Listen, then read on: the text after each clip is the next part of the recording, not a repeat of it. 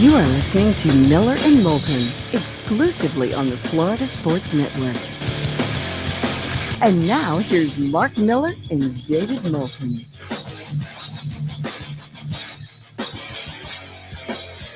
Top of the morning to you. How the heck are you, Miller and Moulton, on this Monday, the day after Mother's Day weekend? Thanks so much for being with us. Hope you had a great weekend. And thanks for starting your week off with us, Miller and Moulton, the Florida Sports Network. How did your Mother's Day weekend go? I took care of both my mother and my wife. I did what I was supposed to. Good for you. Good man. Good eats? Yeah, we went out and had a nice brunch and cooked a little dinner for them. So, yeah, I got a kitchen to clean yet, but other than that, we're good. All right. It's not too bad. By the way, congratulations. You apparently went 2 for 2 with young Felipe and making dinner and brunch suggestions / reservations for so he looked like a hero with his family, because let's face it, we had no faith that he would come through. No, he wouldn't have. No. He would have failed miserably. It would have been a tremendous disappointment. Felipe, congratulations on graduating college. Yes, congratulations. It's a tremendous accomplishment. Well done. Thank you. Just one question. Is it a tremendous accomplishment? I will say, I believe he It's an graduated. accomplishment. I believe he graduated with honors, though. Okay. No. Wait a minute. You led us to believe that you had these amazing grades. Yeah, but that doesn't mean honors. Well, isn't honors 3.5 or above? I don't know. Whatever. It's done. Who cares? All right. Who cares? But remember last week at this time, he was bushy-tailed and he had just all sorts of, garden shrubbery on his face. Disheveled, to say the least. Right. And so we browbeat him and he goes and he, gets the haircut and he takes away most of the plant life that was on his face, the vegetation. Right. But he left the caterpillar.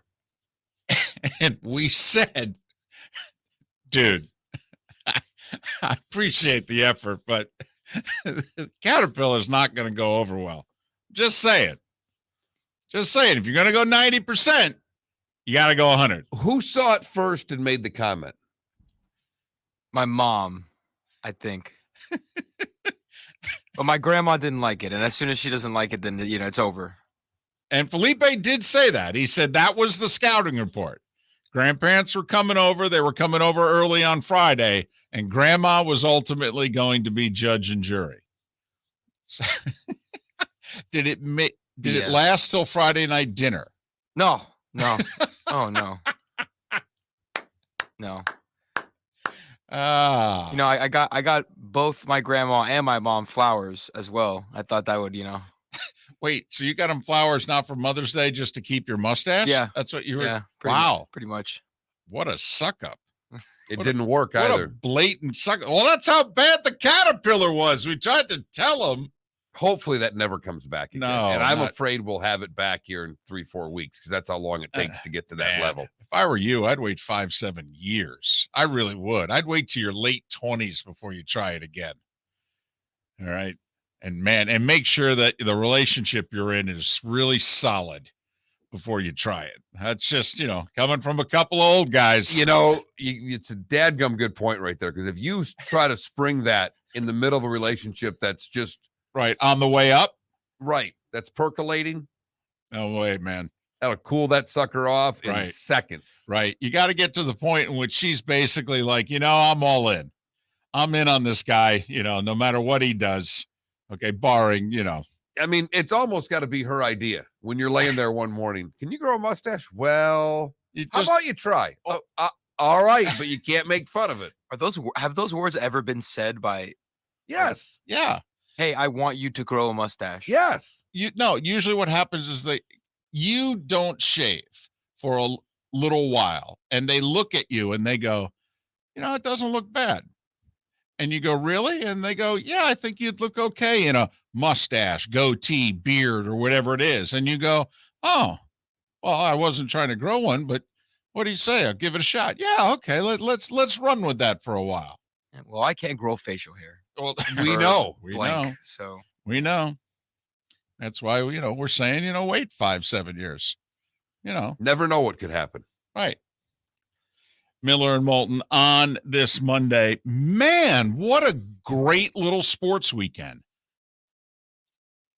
With a historic 2 minutes.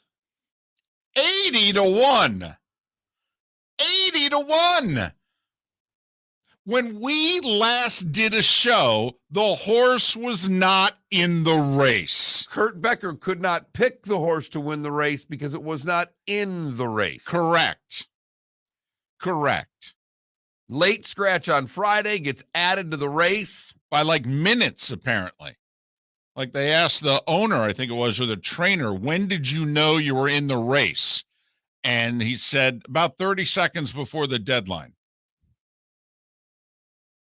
Yeah. 80-1. In a magical run, weaving through traffic to get back to the rail on the stretch. What a great job by the jockey. Oh, man. I mean, he needed the one key that the C's needed to part for him to be able to, he was kind of blocked, and then they parted just enough where he could go, all right, I can take it from here. But he made 4 moves before then. Yeah. Well, when you're, I mean, goodness sakes. I mean, he damn near started from the parking lot, for goodness sakes. He was so far wide. Crazy. It is one of the few times with, no real rooting interest, just watching to watch. It's the Kentucky Derby, after all. It's what we do in America. On the first Saturday in May, we watch a horse race for a couple of minutes. Out of my chair, yelling at the TV. Yes, me too. And an expletive was flying out of my mouth. It was holy blank 3 times to my daughter, right to my direct right. The race ended. I looked over at her. I said, sorry. Happy 8th birthday. You're 8 now. You can handle it. Honey, let me explain to you 80-1. Oh, man. That was exciting. That like made my weekend, no matter what happened from there. It was just inspiring. Makes you think about, is it like Daly winning the PGA, 9th alternate? Is this the boxer in a heavyweight championship fight and the fight gets scratched 48 hours beforehand and they literally call some guy up and go, hey, you've been training, you're in shape. Why don't you come here and fight Tyson? It's a 16 beating a 1. It really is. Is it UMBC? Well, I mean, because think about it. The 2 favorites are running down the home stretch neck and neck in what we think is going to be a great duel in the middle of the track between the 2 horses that are expected to win the damn race. Separated by a head. Right. Oh, yeah. And here comes the mutt.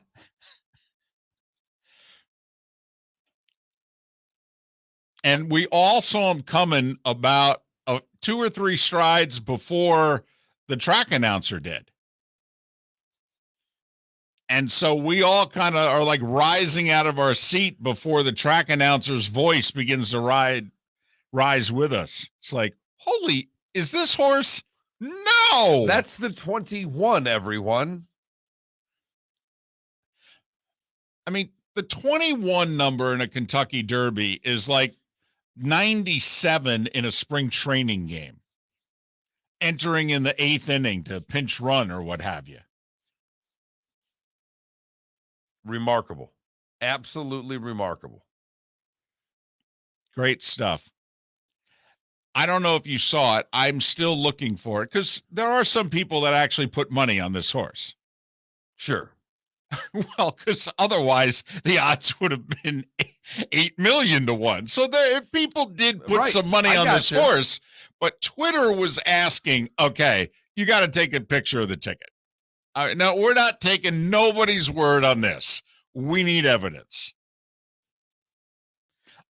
A friend of ours has a friend who threw $5 because the odds got so big, threw $5. So won 400. Excellent. All right. That's the only person that I know of. And right? I didn't. I had $5.70 in my Twin Spires account. And I looked at my wife. I said, pick whichever name you like. And she likes smile happy. Okay. That fits your wife. Right. It's her personality. Right. She's always smiling. She's usually happy. She's a very nice person. That was our $5 down the drain. We did not rich strike. Man, oh man. But that's what I would love to see. All right. If there is someone listening right now who won money on Rich Strike, can you produce the winning ticket? A picture of it. Have you already done so? That's what Twitter was looking for Saturday night. Yeah, because this isn't betting Secretariat at the Belmont in which you're going to get $2.10 back. You're cashing this one, so you need to take the picture. Darn right you are. You're darn right. But man, that was fun. There were like 12 horses ahead of him on the last turn. Oh, yeah. Yeah, in fact, I thought when the track announcer says, and, he doesn't do Dave Johnson down the stretch we come, but he said something along the lines of heading to the stretch. And I only counted 5 horses behind him that he had not yet maneuvered in front of the little offensive line that was in front of him. He still had to maneuver through that. But what a ride. And, well, it produces quite the spectacle. Did you see the numbers for the exactas, trifectas, and the super at 5 digits to it? I want to know, did anybody hit one of those? Because it's one thing to throw $5 on 80 to 1 just for you-know-what and giggles. It's another thing to then get the rest of the race right. There was a horse racing guy on Twitter who said, I love the fact I'm catching grief. I picked the horses who finished 2nd, 3rd, 4th, and 5th in the proper order, and everybody's telling me I don't know anything about horse racing. That's right. Eddie Olchuk, who had a great day, had everything nailed but the winner. Sure. Miller and Moulton. It was fun, though. It was exciting. It's why we watch sports. The whole you never know what's going to happen. This is why we watch. It's just awesome. Absolutely awesome. And that led to a pretty good rest of the weekend because we've got a lot of series now in basketball and hockey, David. Oh, do we ever? Do we ever? And in a few cases when we didn't think we had one at all. Miller and Moulton. Top of the morning to you. Thanks for being with us, the Florida Sports Network.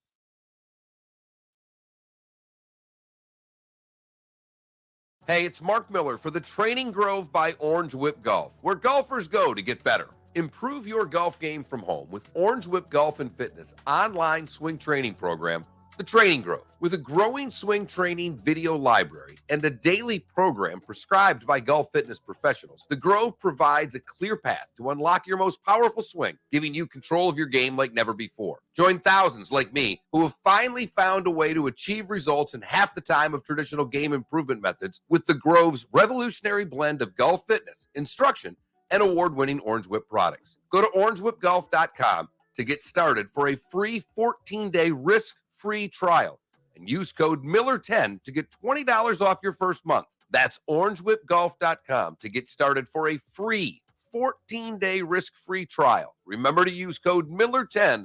That will get you $20 off your first month. The Training Grove by Orange Whip Golf, where golfers go to get better. David Moulton for Napa Auto Parts, and Napa Filters. Insist on Napa Filters for your vehicles, or if you're a do-it-yourselfer, only buy Napa Filters. Napa has a filter for almost anything on earth that moves, whether it's motorcycles, foreign and domestic cars, vans, SUVs, earth-moving equipment. You get the idea. Napa Auto Parts, Napa Filters. Insist on them for your vehicles, or if you're do-it-yourselfer, only buy Napa Filters. Bring your big mouth to John Smith Subs and indulge in their overstuffed subs with the freshest quality ingredients. Enjoy our famous steak bomb with perfectly grilled marinated sirloin steak topped with provolone cheese, grilled onions, peppers, mushrooms, crispy bacon, juicy tomatoes, and creamy mayo. Boom! Made-to-order crispy fries can be paired with the Gator, the Cuban, the chicken bomb, or the Italian. Love local. Eat delicious with John Smith Subs. Find a John Smith Subs location near you today. You are listening to Miller and Moulton on the Florida Sports Network.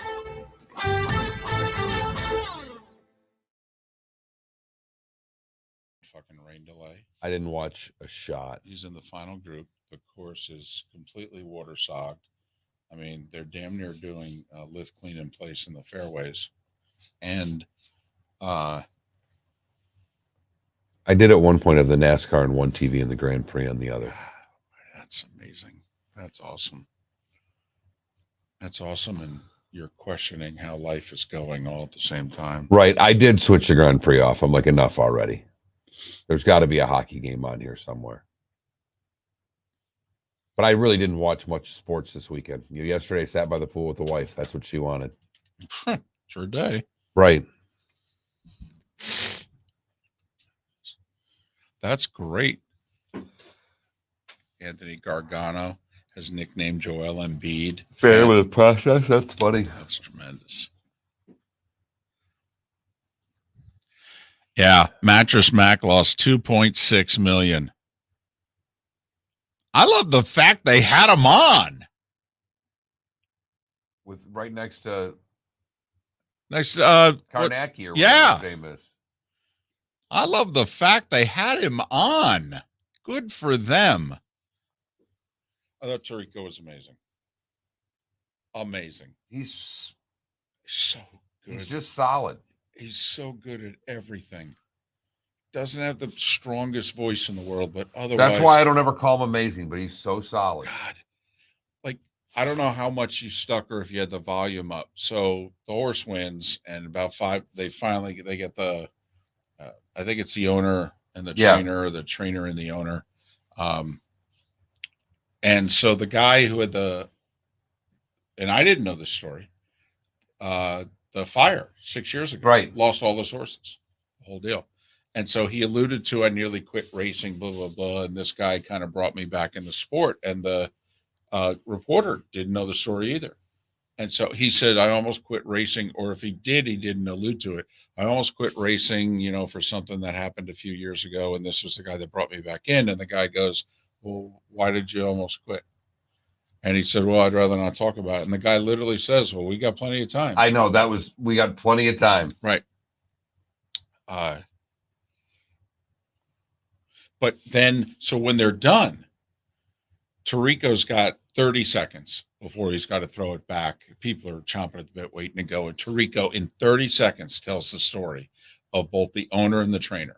How the one guy lost a shit ton of money in oil and gas, and the other guy lost everything in a fire, 29 horses, all his memorabilia, a life's work, the whole deal, blah, blah, blah, blah, blah. Now to so-and-so with so-and-so. He's like, wow. Yep. And I don't care if people like us have written it on a card and given it to him. It was so well delivered, and the timing was perfect.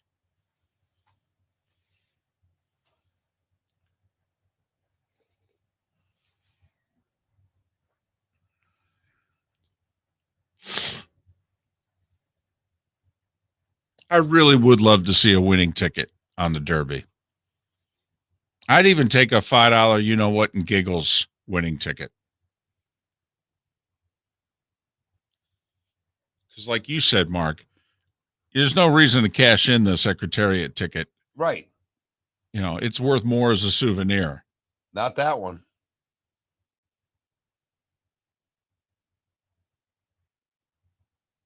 Imagine you threw $20 down.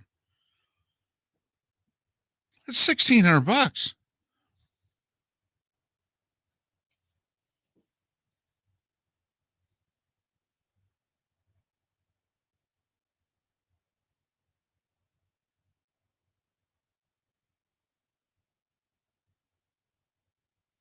Morning, everybody. Thanks for waking up with us. Did he really grab the knee? It looks that way. Okay. I watched it a lot. Do you think he grabbed the knee, Felipe? I didn't think he did. The Ja Morant injury. Yeah, I don't think it was nearly as hostile as he made it out to be. I watched that over and over and over and over again. And I mean, I actually thought Ja hurt himself like 2 possessions earlier. It's the freaking playoffs, We're coming back.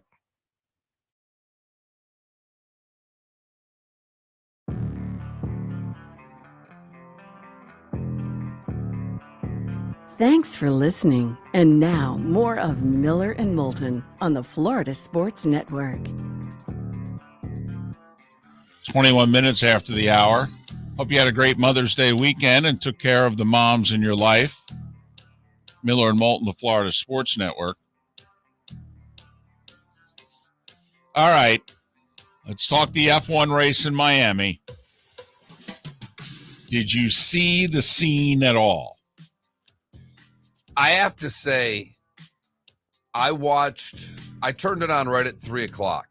Race started at 3:30, darn near sharp. And I've got dude from Sky Sports walking through the crowd. Right. Man on the street. And I literally turned it on as he basically introduced himself to someone and said, "It was a pleasure meeting you." And I went, "This is live television." And I watched 5 to 10 more minutes of that and immediately said, there's got to be something else on television. It was borderline unwatchable and yet spectacularly awful all at the same time. And I didn't have that. I just had the awful. You know, Mark, if you would have kept on watching a little bit more, I think you would have seen that same guy introduce himself to Paolo Banchero. Thinking it was Patrick Mahomes. He's like, "What is your name, sir?" "I'm Paolo Banchero."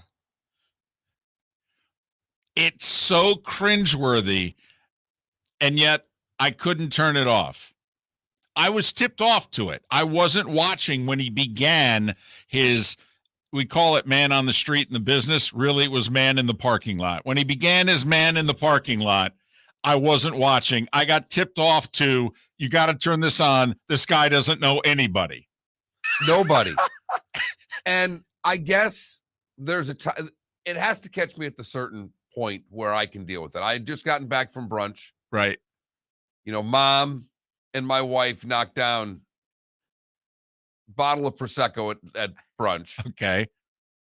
You know, I got the daughter wanting nothing more than me to go swimming in the pool with her. And I'm like, can I just get the televisions on? Right. I just want to get these on. And with all that was going on right there Right. at that moment, You couldn't catch it. I couldn't handle it. Now, I got to say, the pictures were amazing. And for those that have been to Hard Rock Stadium, I don't know about you, but the whole time I kept going, this is really in the parking lot? They have put this together in the parking lot? This is amazing. You know how artists can see things and those of us who don't have the gene go, wow, you turned a blank piece of paper into that? That's how I kept looking at the parking lot, going, wait, where are we in the lot? Okay, what gate are we in front of? How much do I have to pay to park here? Exactly. I don't see a handicap sign. Sorry. So, but after I got over that, I'm going to tell you right now.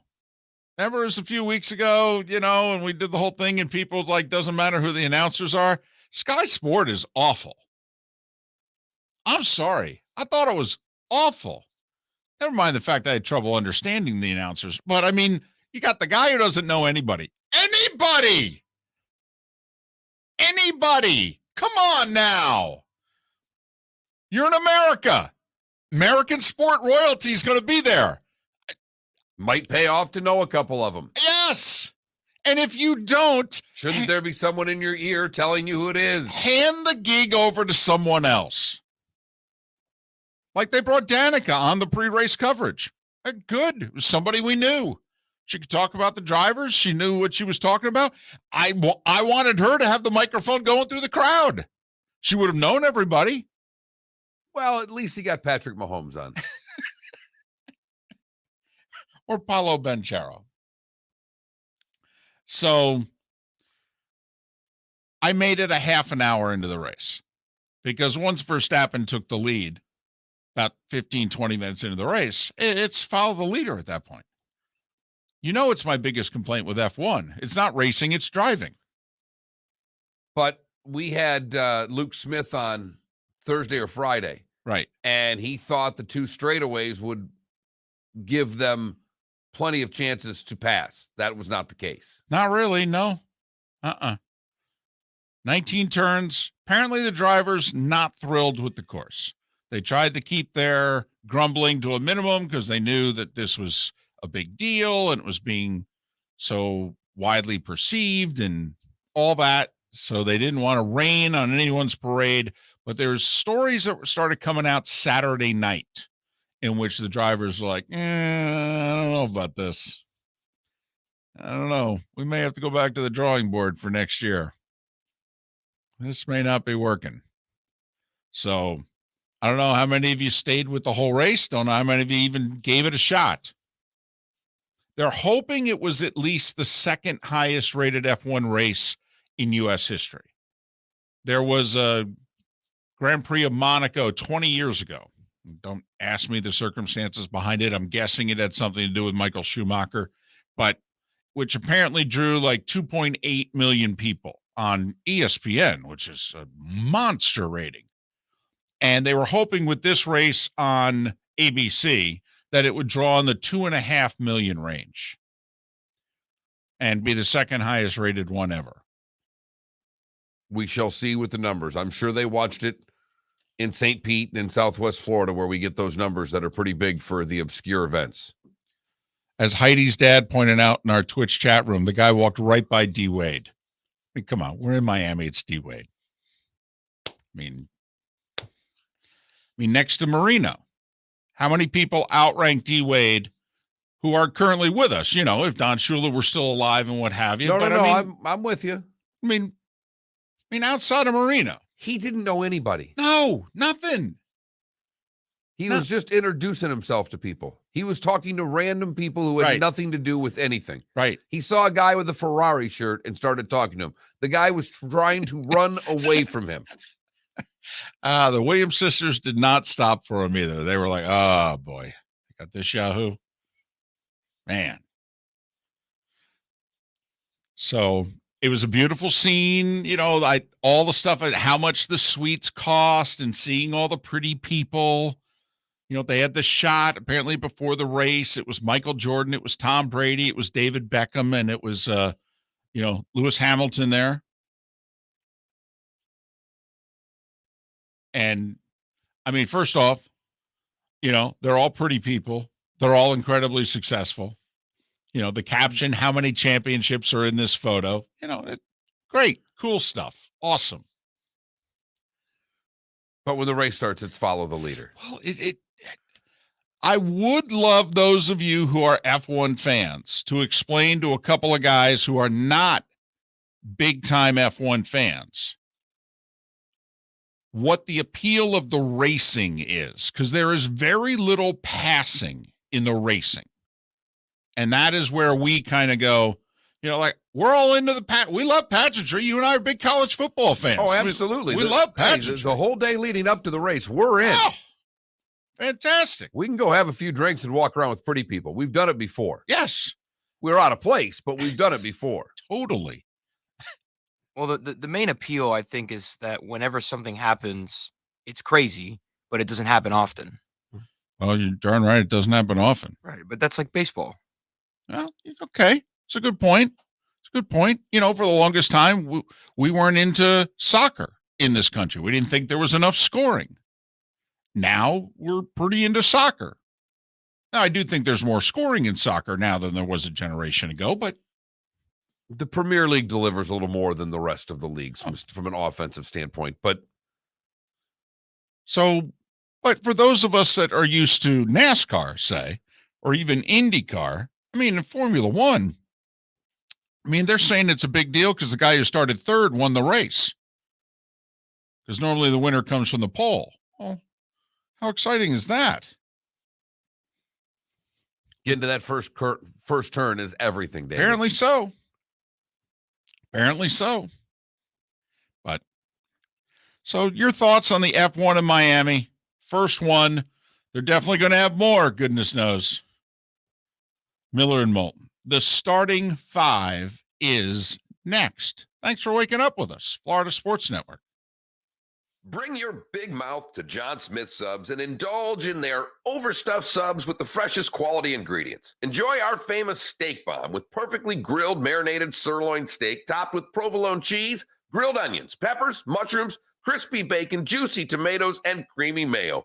Boom! Made-to-order crispy fries can be paired with the Gator, the Cuban, the Chicken Bomb, or the Italian. Love local. Eat delicious with John Smith Subs. Find a John Smith Subs location near you today. David Moulton for Napa, Napa Auto Parts, and Napa Filters. Insist on Napa Filters for your vehicles, or if you're a do-it-yourselfer, only buy Napa Filters. Napa has a filter for almost anything on earth that moves, whether it's motorcycles, foreign and domestic cars, vans, SUVs, earth-moving equipment. You get the idea. Napa Auto Parts, Napa Filters. Insist on them for your vehicles, or if you're do-it-yourselfer, only buy Napa Filters. Hey, it's Mark Miller for the Training Grove by Orange Whip Golf, where golfers go to get better. Improve your golf game from home with Orange Whip Golf and Fitness online swing training program, The Training Grove. With a growing swing training video library and a daily program prescribed by golf fitness professionals, The Grove provides a clear path to unlock your most powerful swing, giving you control of your game like never before. Join thousands like me who have finally found a way to achieve results in half the time of traditional game improvement methods with The Grove's revolutionary blend of golf fitness, instruction,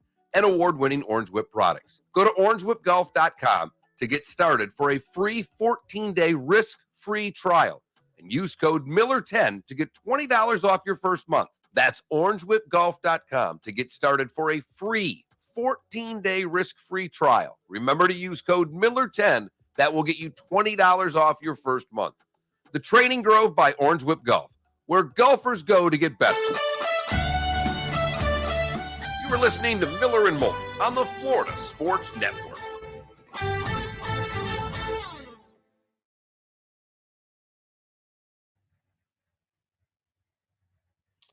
That's cool. I never knew that. So if you're Sparty at Michigan State, you're apparently not allowed to tell anybody. You've got to be anonymous as the mascot. They reveal it on graduation. They let them wear the boots. So those are the mascots? Yeah. Huh. That's pretty cool. That is.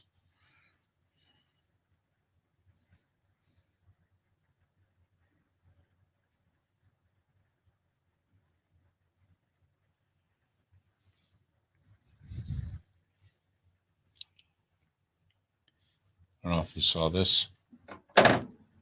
Came out really late last week or over the weekend.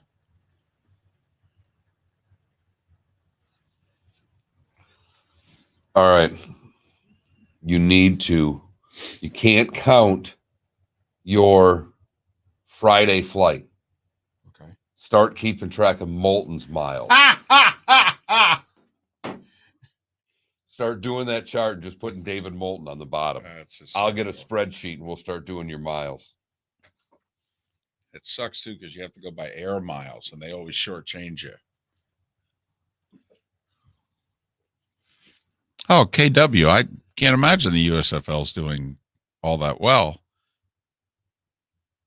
Yet, by spring football league standards of the last 35 years, it's probably doing really well.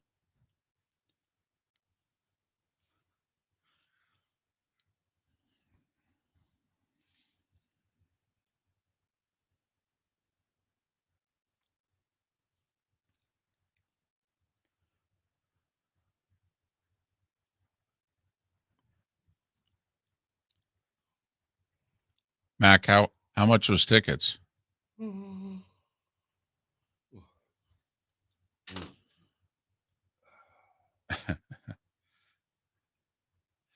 Yeah, donkey teeth. This was not your weekend. My NBA heater ended. What do you mean? Lost my game on Friday. Fortunately, I didn't pick anything after that. My heater's over.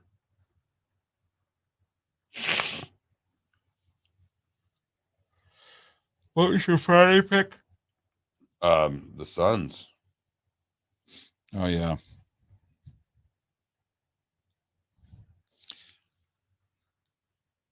But I figured Phoenix would win yesterday, though. I liked them for game 3, but I didn't like them for game 4, Dallas.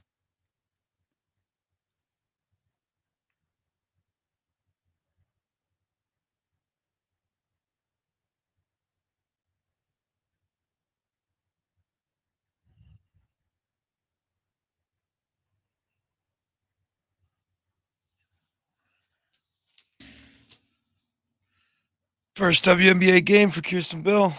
That was Friday. Yeah. Yesterday was the second. Did she finally score? I don't know. Damn. She played like 14 minutes Friday.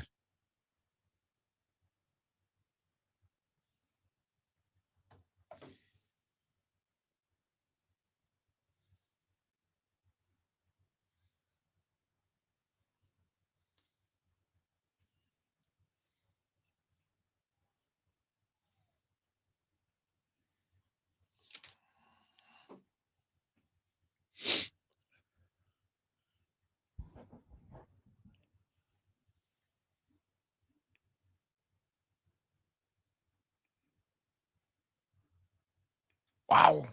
That's a hell of a stat. Yeah. You saw that? Damn. Yeah, he's got some good stuff. And he wears 100 J's. start for Walker Buehler. He's been favored in every one of them. And he wears Jordan cleats. Like a beast.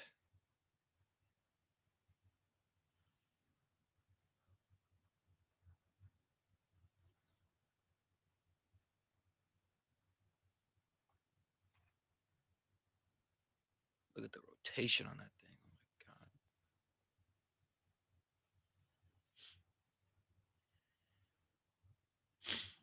Come back.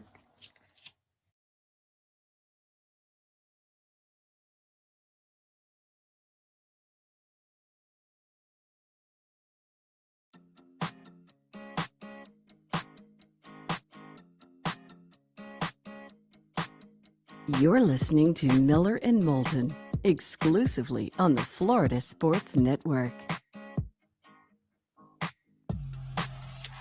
Miller and Moulton, Florida Sports Network. Thanks so much for being with us. We really appreciate it. 22 minutes before the hour. It was a fascinating Sunday at the very least in professional sports. We'll explain with The starting five. 5 stories you need to know. It's the starting 5 on Miller and Moulton. Here's number 1. Mark. Here's the fascinating part of the Sports Sunday. Home sweet home. NHL, you had 4 home teams that were all trailing 2-1 in their series, desperate for a win. And they all got them. The Lightning. Oof. Stamkos scored a minute in. They led 3-0 after 1. They led 5-0 5 minutes into the second. They whooped up on the Leafs 7-3. Series tied at 2. Boston. They came home down 2-0 to Carolina. Okay, they win game 3. It's tied 2-2 going to the third. They scored 3 in the third. How about this game for Brad Marchand? 2 goals, 3 assists. That'll play. That's called leadership, folks. 5-2. Bruins over the Canes. Series tied at 2. St. Louis down 2-1 to Minnesota. Gets 2 goals each from David Perron and Jordan Cairo. Jordan Binnington gets his first start of the playoffs, makes 28 saves. Blues 5-2 over the Wild. Series tied at 2. And then after getting outscored 14-2 in games 2 and 3, the Kings get an early lead, and Jonathan Quick makes it stand up with 31 saves. Too early, too late for the Kings. Forced spit over Edmonton. Series tied at 2. Which is interesting because, Mark, the dynamic tonight in the NHL, we've got 4 games, but 3 road teams who were all favored to win the series are all down 2-1. Starting with the Panthers in Washington against the Caps. The Rangers are down 2-1 to the third-string goalie and the Penguins. And Calgary down 2-1 to Dallas. How many road teams you think get W's tonight? 2. Care to name them, or you're just playing percentages? I'm not ready to name them yet. That's fair enough. It's early. Colorado looks for the sweep in Nashville in the other game. NBA, home teams down 2-1, really needing a win, or else it's probably get ready for golf season. The Sixers fend off the Heat, 116-108. First time in Miami Heat playoff history that a player scores 40 and they lose. Jimmy Butler had the 40. But we had a James Harden sighting, 31 points, 9 assists, 7 rebounds. Joel Embiid is a week away from becoming a Philadelphia sports legend. I don't think they have to win the championship. I don't even think they have to go to the finals. But come back down 0-2, come back from injury and lead them to a series win against the 1 seed. A concussion, a broken right orbital bone, and he's playing with a torn ligament on the thumb of his shooting hand. 24 points and 11 rebounds in game 4 for the big fella. They've tied things up with the Heat at 2. Story of the game, and really so far the series, is whichever team makes their threes. Philly was 16-33 yesterday. The Heat were 7-35. The 2 games in Philly, the Sixers shot 49% from the arc. The Heat shot 22. The percentages were similar. Flip them when the games were in Miami. Mark, to me, the surprise, though, was Dallas taking 2 in a row from Phoenix. I'm right there with you. I saw this possibly being a sweep. And you know I like the Mavs in game 3, but I loved Phoenix yesterday. I would have been all over the Suns. Dallas led by 12 after 1 and basically kept the Suns at arm's length. Chris Paul had more fouls than points, only played 23 minutes, 6 fouls, 5 points. If you want to see some of the worst officiating in the history of the NBA. No, don't go back to the end of Bucks Celtics game 3, although that could be discussed. Wow. Woo, did Boston get hosed. Take a look at the 6th foul on Chris Paul, in which he literally did not touch the guy because he had 5 fouls and he knew it. And he was behind the player and he's short. So he literally puts both his hands up before the guy goes up for the shot. And there's clear separation. There's no contact at all. He's a foot behind the guy with his hands up in the air. In the turtle position, if you will. 6th foul, out of the game. Suns had already used their challenge, couldn't challenge the call. Don't know if it would have made a difference. It was a 6 or 8 point game at the time. Luka, by the way, 26 points, 11 assists. Tonight, game 4 in Milwaukee. Bucks only a 1 point favorite against the Celtics. Milwaukee up 2-1. It looks like no Ja Morant for Memphis. Golden State's up 2-1 in the series, and they're a 10-point favorite. They beat them by 30 in game 3, if you weren't paying attention. They scored over 140 points. Major League Baseball. Rays gave up 1 in the 9th, 1 in the 10th, lost to Seattle 2-1 in 10. They're 2 back of the Yankees, who split a twin bill with Texas. Torres a walk-off in game 1. Texas won the nightcap 4-2. Marlins. Oh, man. They're up 2-0 in the 9th. 2 outs, 2 on. Jorge Alfaro, who was a Marlin, was purchased in the offseason. Called his mom before the game. His mom said, "You're going to hit a homer. Be ready." He said, "Mom, it's not that easy." She said, "I know, but be ready. You're going to hit a homer." 2 out, 2 on. Bottom of the 9th. First pitch he saw.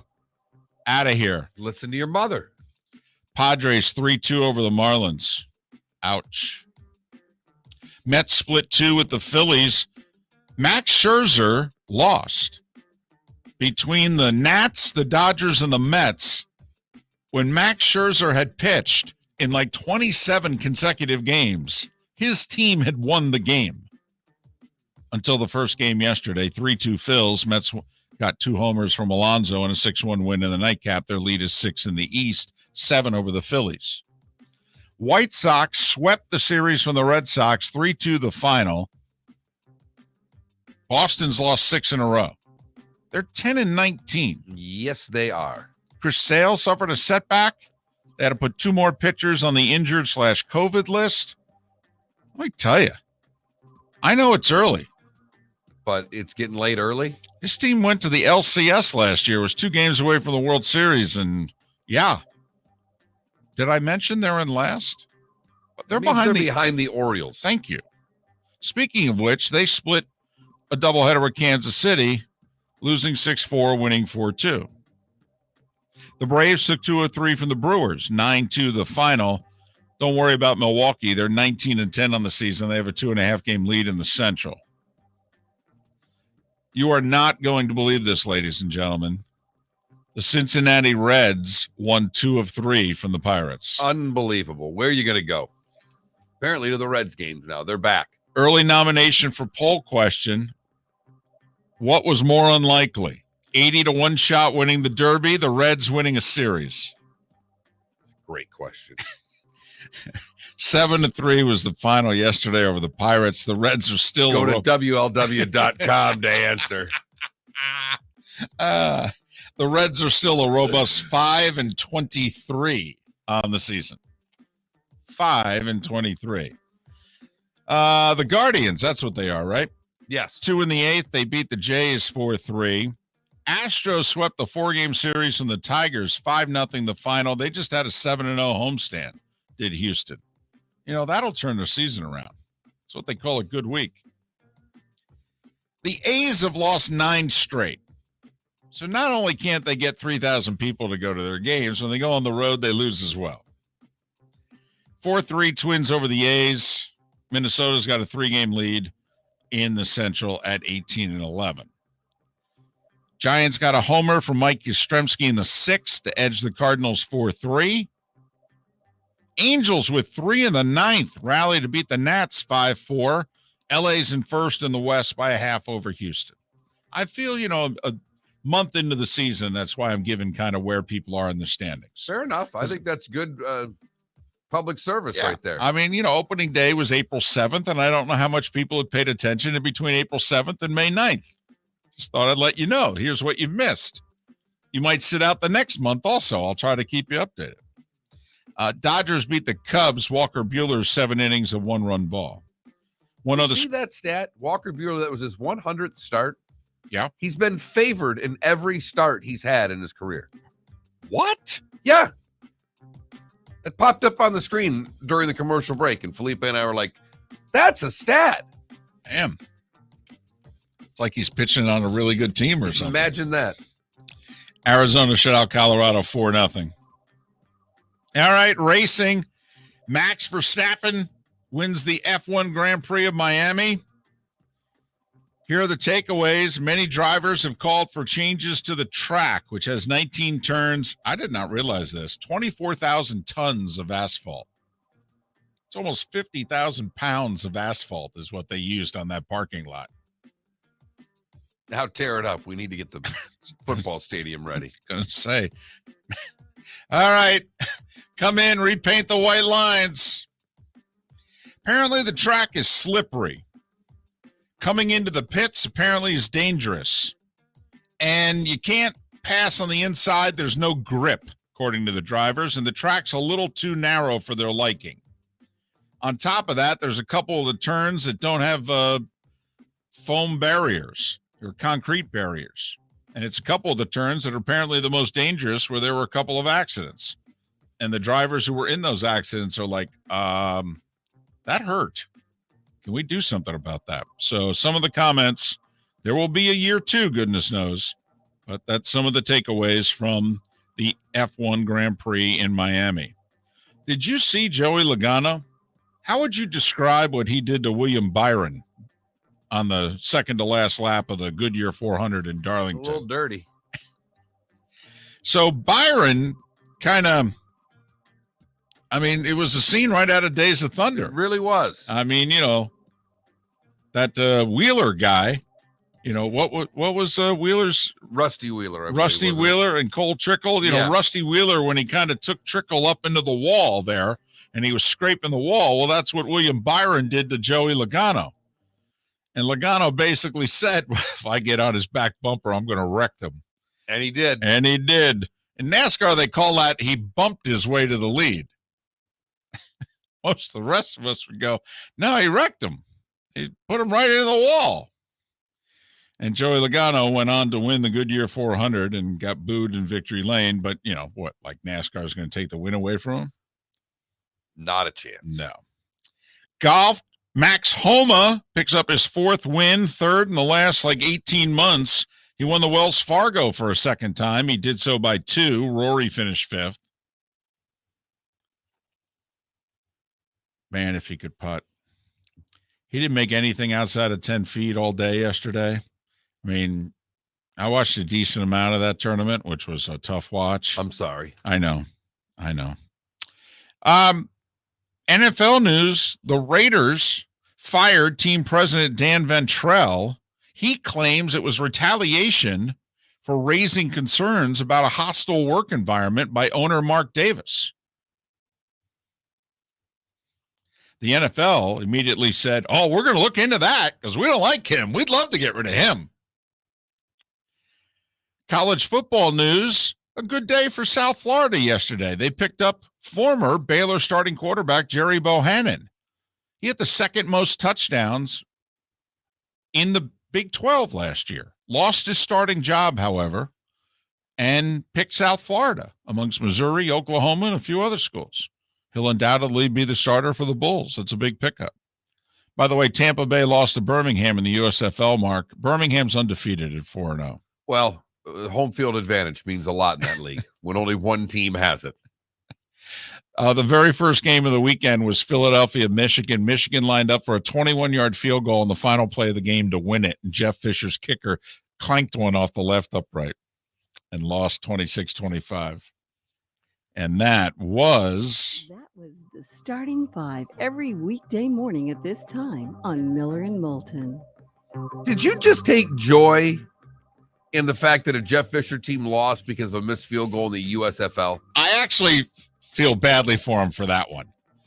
I mean, you didn't sound like you felt badly. No, I did. I mean, come on. 21-yard field goal. I mean, honestly, of the 3 of us, I think 2 of us would have made it. Professional kicker. Miller and Moulton and the USFL right here on the Florida Sports Network.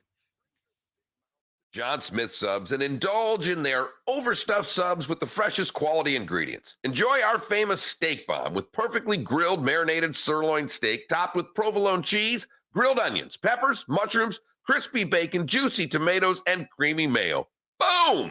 Made-to-order crispy fries can be paired with the Gator, the Cuban, the chicken bomb, or the Italian. Love local. Eat delicious with John Smith Subs. Find a John Smith Subs location near you today. Hey, it's Mark Miller for the Training Grove by Orange Whip Golf, where golfers go to get better. Improve your golf game from home with Orange Whip Golf and Fitness online swing training program, The Training Grove. With a growing swing training video library and a daily program prescribed by golf fitness professionals, The Grove provides a clear path to unlock your most powerful swing, giving you control of your game like never before. Join thousands like me who have finally found a way to achieve results in half the time of traditional game improvement methods with The Grove's revolutionary blend of golf fitness, instruction, and award-winning Orange Whip products. Go to orangewhipgolf.com to get started for a free 14-day risk-free trial. And use code Miller10 to get $20 off your first month. That's orangewhipgolf.com to get started for a free 14-day risk-free trial. Remember to use code Miller10. That will get you $20 off your first month.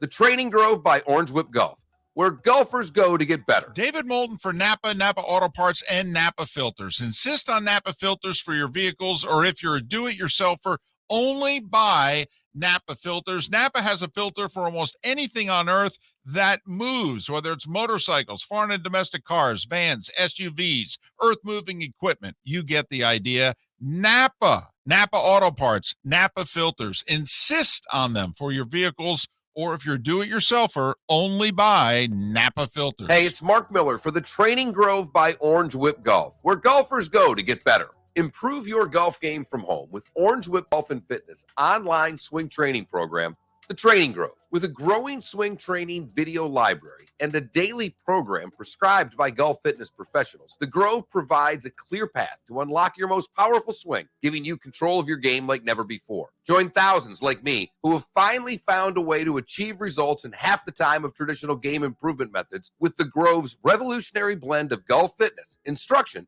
and award-winning Orange Whip products. Go to orangewhipgolf.com to get started for a free 14-day risk-free trial and use code Miller10 to get $20 off your first month. That's orangewhipgolf.com to get started for a free 14-day risk-free trial. Remember to use code Miller10.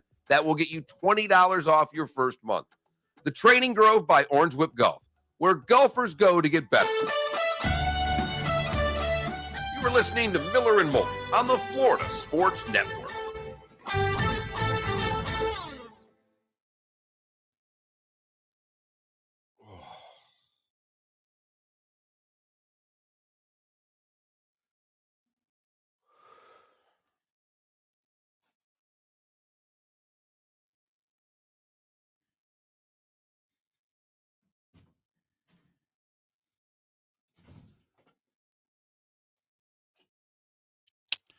The A's were on the road yesterday.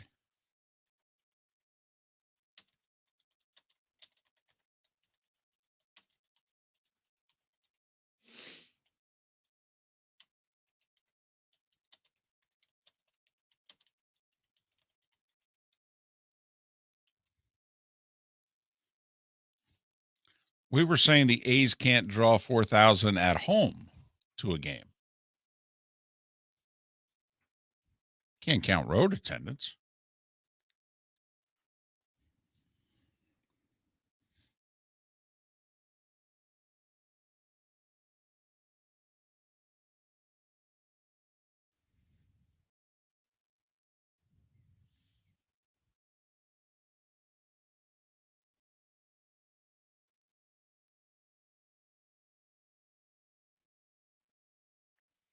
Well, Donkey Teeth, the other thing is apparently this guy went to Davis with the complaints. Davis did nothing. So he forwarded the complaints to the NFL. When Davis caught wind of it, he fired him. This guy had been in the organization for 19 years. Where's Amy Trask when we need her?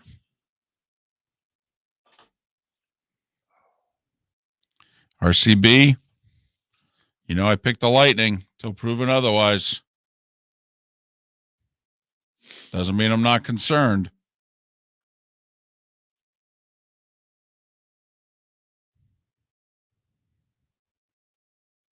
I'll tell you, though, nothing would be better than to see Toronto win Game 5 and lose Games 6 and 7. We got a Florida Panthers problem, man. Oh, no. We got a big Florida Panthers problem. Because they don't look like the better team. And like when Tampa, like in yesterday's game, you're like, all right, Tampa can do this 2 more times and win.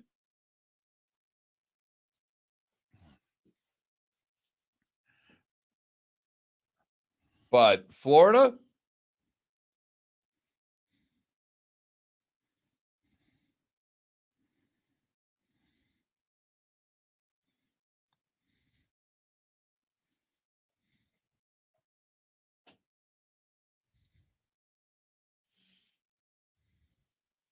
well, they're both at 7 tonight. Yeah. And not only that, one's on a Turner and one's on TBS and one's on ESPN. I think the Rangers and Pens are on ESPN.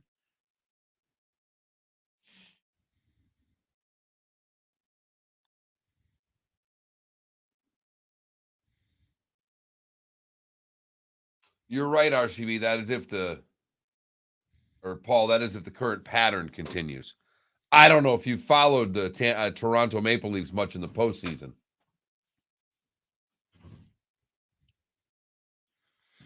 You really going to take Toronto in a Game 7 over the Lightning?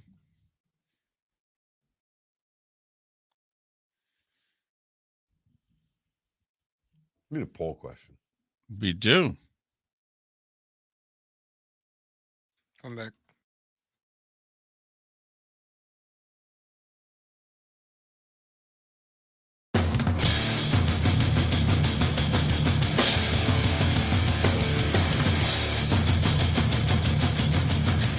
You are listening to Miller and Moulton, exclusively on the Florida Sports Network. And now here's Mark Miller and David Moulton.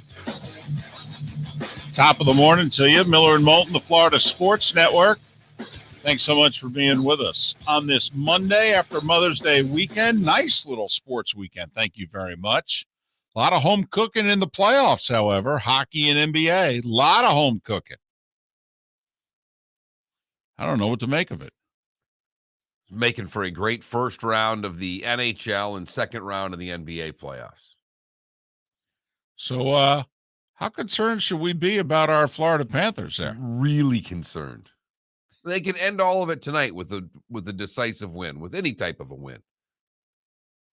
But they, to me, have not looked like the best team in this series at all. The Caps gave them a lesson in what the playoffs was all about on Saturday. They really did. Ovechkin and the boys, who many of them have been there before, even though they haven't had any playoff success since they won the Cup, which is 4 years ago now. But they tapped the Florida Panthers on the shoulder and said, this is what the playoffs are all about, and you're not going to like it, by the way.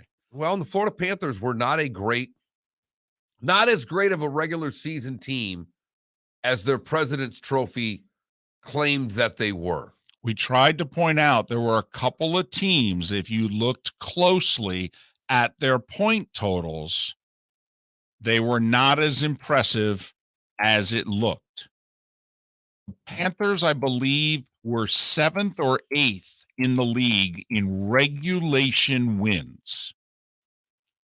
No team had more points via the 3-on-3 overtime or in a shootout than the Florida Panthers did this year. They were like 4th in the East and 7th or 8th overall in the league in regulation 60-minute wins. And basically in the silliness that is how we decide the end of games in the regular season, the Panthers excelled. Not a lot of silliness in the NHL playoffs. No. We're going to play 5-on-5 until we get a winner. And they haven't even dealt with that yet. And when you get a power play at a key time, you better score. Because the game and maybe the series shifted at the end of the first period of game 3. Panthers are up 1-0. They're playing a good period. They got the better of the play. They got a power play. Okay, boys, make it 2-0. Going into the room.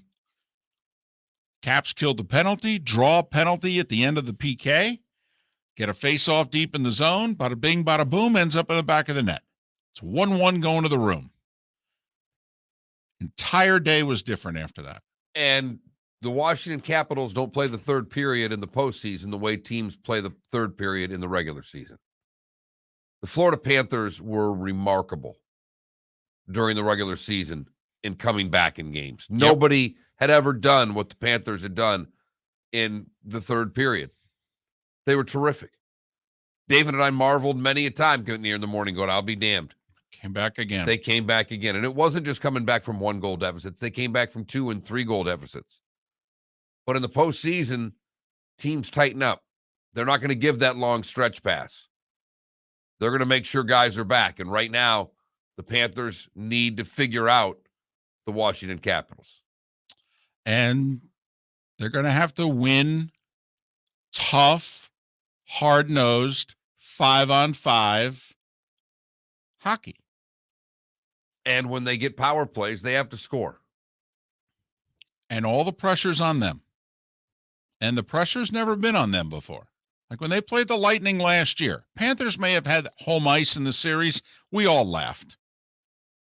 I mean, the Lightning were clearly the favorites. They're defending Stanley Cup champions. And this is where they try to block it out. But hey, guess what? Never won a playoff series before when losing game one. What happened game one, Mark? They lost. And they blew a third period lead. What hadn't they done all year? Well, they really not in regulation, not blown one. 39-0-1 was their record when leading after two. What haven't they done since 1996? Won a playoff series. That's right. You think everybody in that room knows that? I'm pretty sure that they do. I think by now they do. Yeah. They got an interim head coach that would really like the job. Well, and let me tell you, here's a guy who was getting Coach of the Year votes a week ago and now might be a week away from the unemployment line. That's what the playoffs will do to you. There you go. And you got a couple of old timers. May have heard of them. Sidney Crosby, Alex Ovechkin. Turn it back the clock a little bit here. It's the playoffs. They kind of know what to do. They're pretty good, still. There was a little scrum late in game 3, and Ovechkin was in it. And one of the Panther players was kind of chirping, and he looked over to Ovechkin, and I'm not sure what he said, but I think he wanted to call him an old man and just said, yeah, I probably better not. I got to play against this guy for another week. Because the old gray-haired guy that looks like he'd be holding a sign saying we'll work for food is still getting it done out there. Is a tank with a shot is what he is. So there you go. Hey, Lightning responded last night. Champs, backs against the wall, that whole thing. I thought actually they played okay in game 3. I thought Anderson was every bit the goalie, that the Lightning had. So I thought to myself, if they keep playing like this, he's not going to play like this 3 more times. He's just not. And sure enough, you got to feel pretty good if you're the Lightning, right? I mean, come on, you're the Lightning, they're the Leafs. You got the best goalie in the world. They don't. On that alone, you should feel good. But Toronto has played well. They have. And they are skilled, man. They are skilled. Both these teams can score quickly. Waiting to see a great game in this series. You know what? Waiting to see some great games in the NHL playoffs. Outside of Pittsburgh and the Rangers, which has been a good series, you've had to watch some out west games late to get close hockey games. So the Lightning, they held up their end of the deal last night, even the series at 2. Can the Panthers do it tonight? Not that this organization needs it or anything. I mean, it barely has a fan base. It's worked really hard for the last year and a half to put an exciting team together, actually get people going to their games. Miami Dolphins and Miami Heat players are going to their games. I don't know if they're being paid to go to their games, but they're going to their games. They're going anyway. 2-3 years ago, you couldn't pay them enough money to go to the games. I mean, Kodak Black is going to games. See? But if they lose to the Caps, I mean, nobody's going. After having the best regular season in the league, what can you do next regular season that people won't go, yeah, whatever, I'll be seeing the playoffs? And what a town to do that in. Totally. What a town to give them regular season greatness only to sputter in the postseason. We can ignore you for the full year next year. Jump on board in the second round of the playoffs. That's right. If you make it. So Panthers Caps tonight.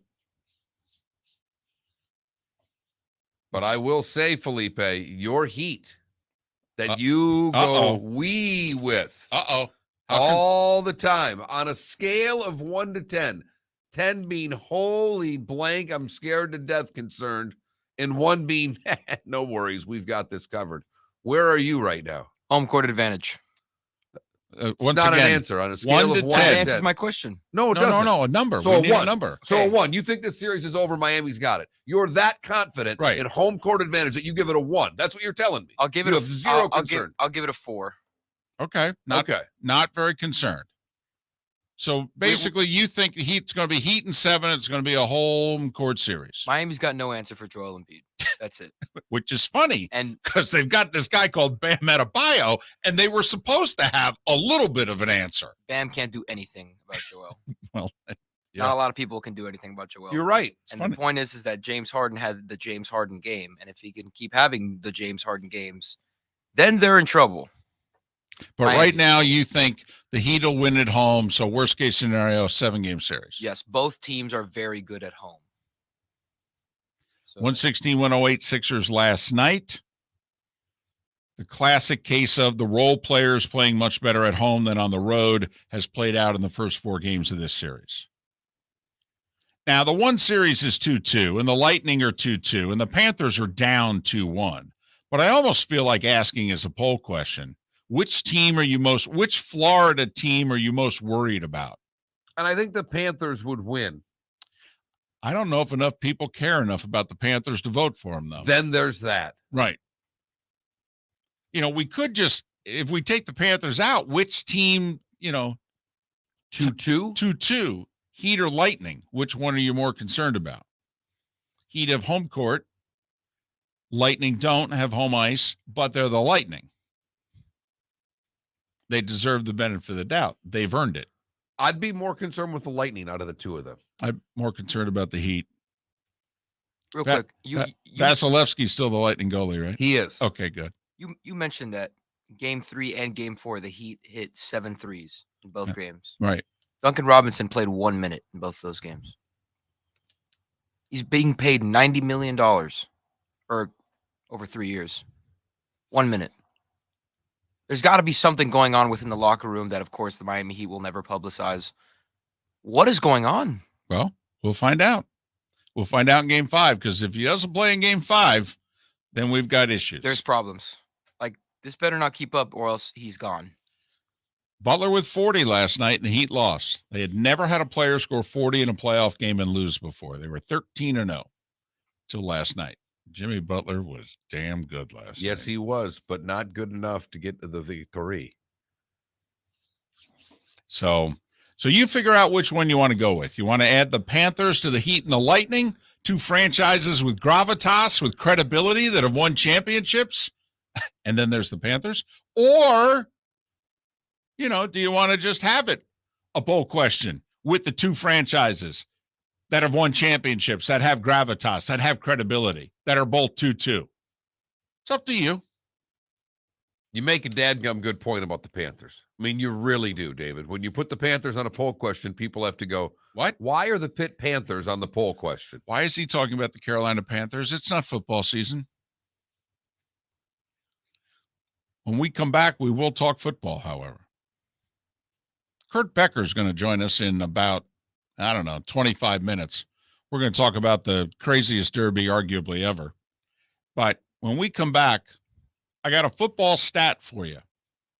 Stat of the day? Could be. Wow. And we're going off the reservation for the stat. That must mean the USFL. Can't wait for this. It doesn't. It's NFL, Miller and Moulton, Florida Sports Network. Hey, it's Mark Miller for the Training Grove by Orange Whip Golf, where golfers go to get better. Improve your golf game from home with Orange Whip Golf and Fitness online swing training program, The Training Grove. With a growing swing training video library and a daily program prescribed by golf fitness professionals, The Grove provides a clear path to unlock your most powerful swing, giving you control of your game like never before. Join thousands like me who have finally found a way to achieve results in half the time of traditional game improvement methods with The Grove's revolutionary blend of golf fitness, instruction, and award-winning Orange Whip products. Go to orangewhipgolf.com to get started for a free 14-day risk-free trial. And use code Miller10 to get $20 off your first month. That's orangewhipgolf.com to get started for a free 14-day risk-free trial. Remember to use code Miller10. That will get you $20 off your first month. The Training Grove by Orange Whip Golf, where golfers go to get better. Bring your big mouth to John Smith Subs and indulge in their overstuffed subs with the freshest quality ingredients. Enjoy our famous steak bomb with perfectly grilled, marinated sirloin steak topped with provolone cheese, grilled onions, peppers, mushrooms, crispy bacon, juicy tomatoes, and creamy mayo. Boom! Made-to-order crispy fries can be paired with the Gator, the Cuban, the chicken bomb, or the Italian. Love local. Eat delicious with John Smith Subs. Find a John Smith Subs location near you today. David Moulton for Napa, Napa Auto Parts, and Napa Filters. Insist on Napa Filters for your vehicles, or if you're a do-it-yourselfer, only buy Napa Filters. Napa has a filter for almost anything on earth that moves, whether it's motorcycles, foreign and domestic cars, vans, SUVs, earth-moving equipment. You get the idea. Napa Auto Parts, Napa Filters. Insist on them for your vehicles, or if you're a do-it-yourselfer, only buy Napa Filters. You are listening to Miller and Moulton on the Florida Sports Network.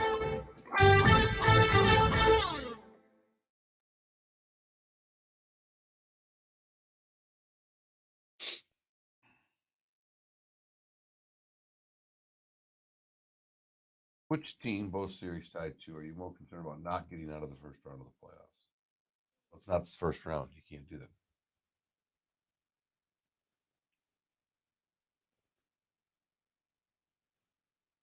How about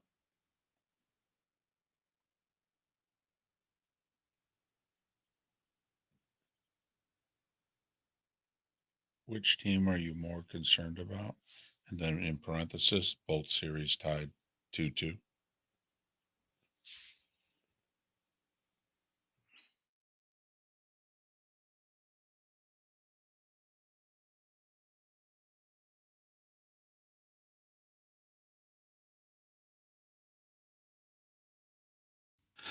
Yeah, KW, sometimes they need to cut the chicken up a little bit more. I will say, if you kind of cut those couple large pieces in half and then throw them back in.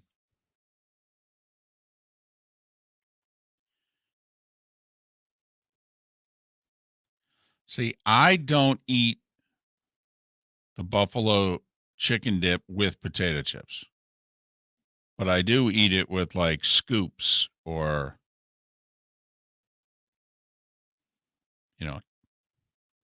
salsa type chips. That I do eat it with.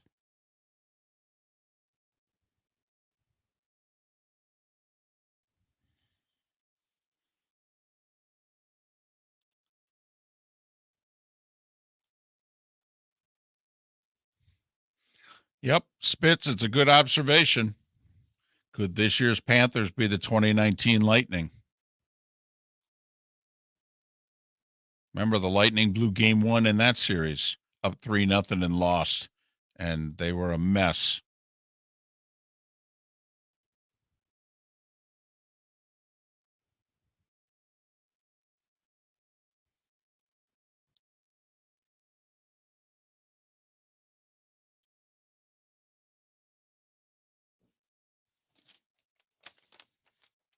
By the way, classy move by Dave Aranda with this quarterback transfer. He let him know he had been beaten out and he was going to be the backup. But he let him know at an early enough date that he could transfer. Oh, the kid that's at South Florida. South Florida. Said, hey, I'd love to keep you. But, just in fairness, because he was the starter for most of the year last year and got hurt at the end of it.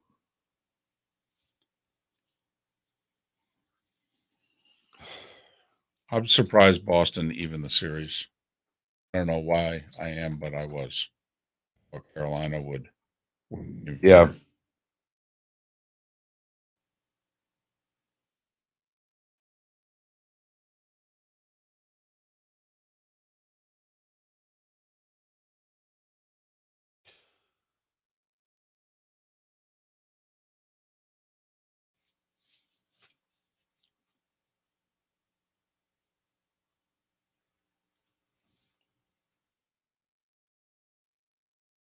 Did you see that game at all?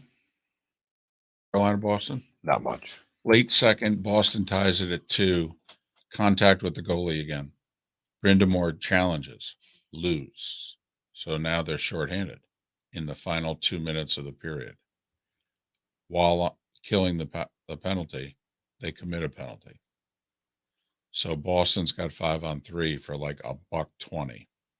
And at the very end of the power play, early third period, they scored to go up 3-2. Ended up winning 5-2.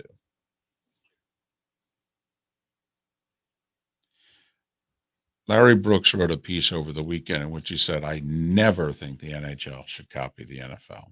They got to protect goalies. He goes, but this is ridiculous. You know, he said, hey, that goal in the Rangers-Penguins game, that had to come off the board. He goes, we're down to third-string goalies in this series and this series. He's like, if you're the NHL, how can you be happy about seeing who is in net in the playoffs? Right. You know, and he equated it to, he goes, 10 seconds. Our goalies may not be the stars that NFL quarterbacks are, but come on.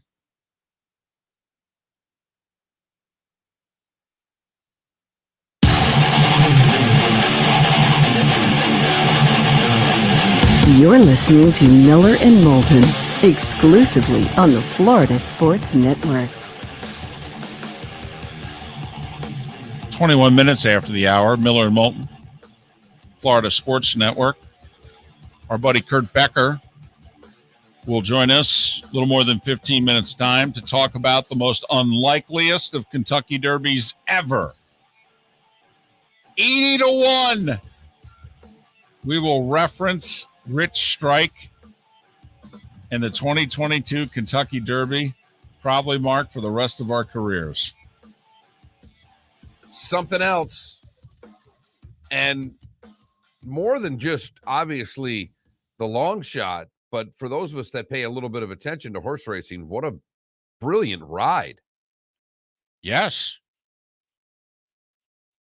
From an unknown jockey, basically. Unknown jockey, unknown trainer, unknown owner, unknown everybody. Loved the question. You didn't really think you could do this. And the owner, you saw his eyes right as the question's being asked. And he just said, we don't put a horse in a race unless we think we can win. And whether anybody else believed him, he believed himself. You could tell the facial expression when the question came out.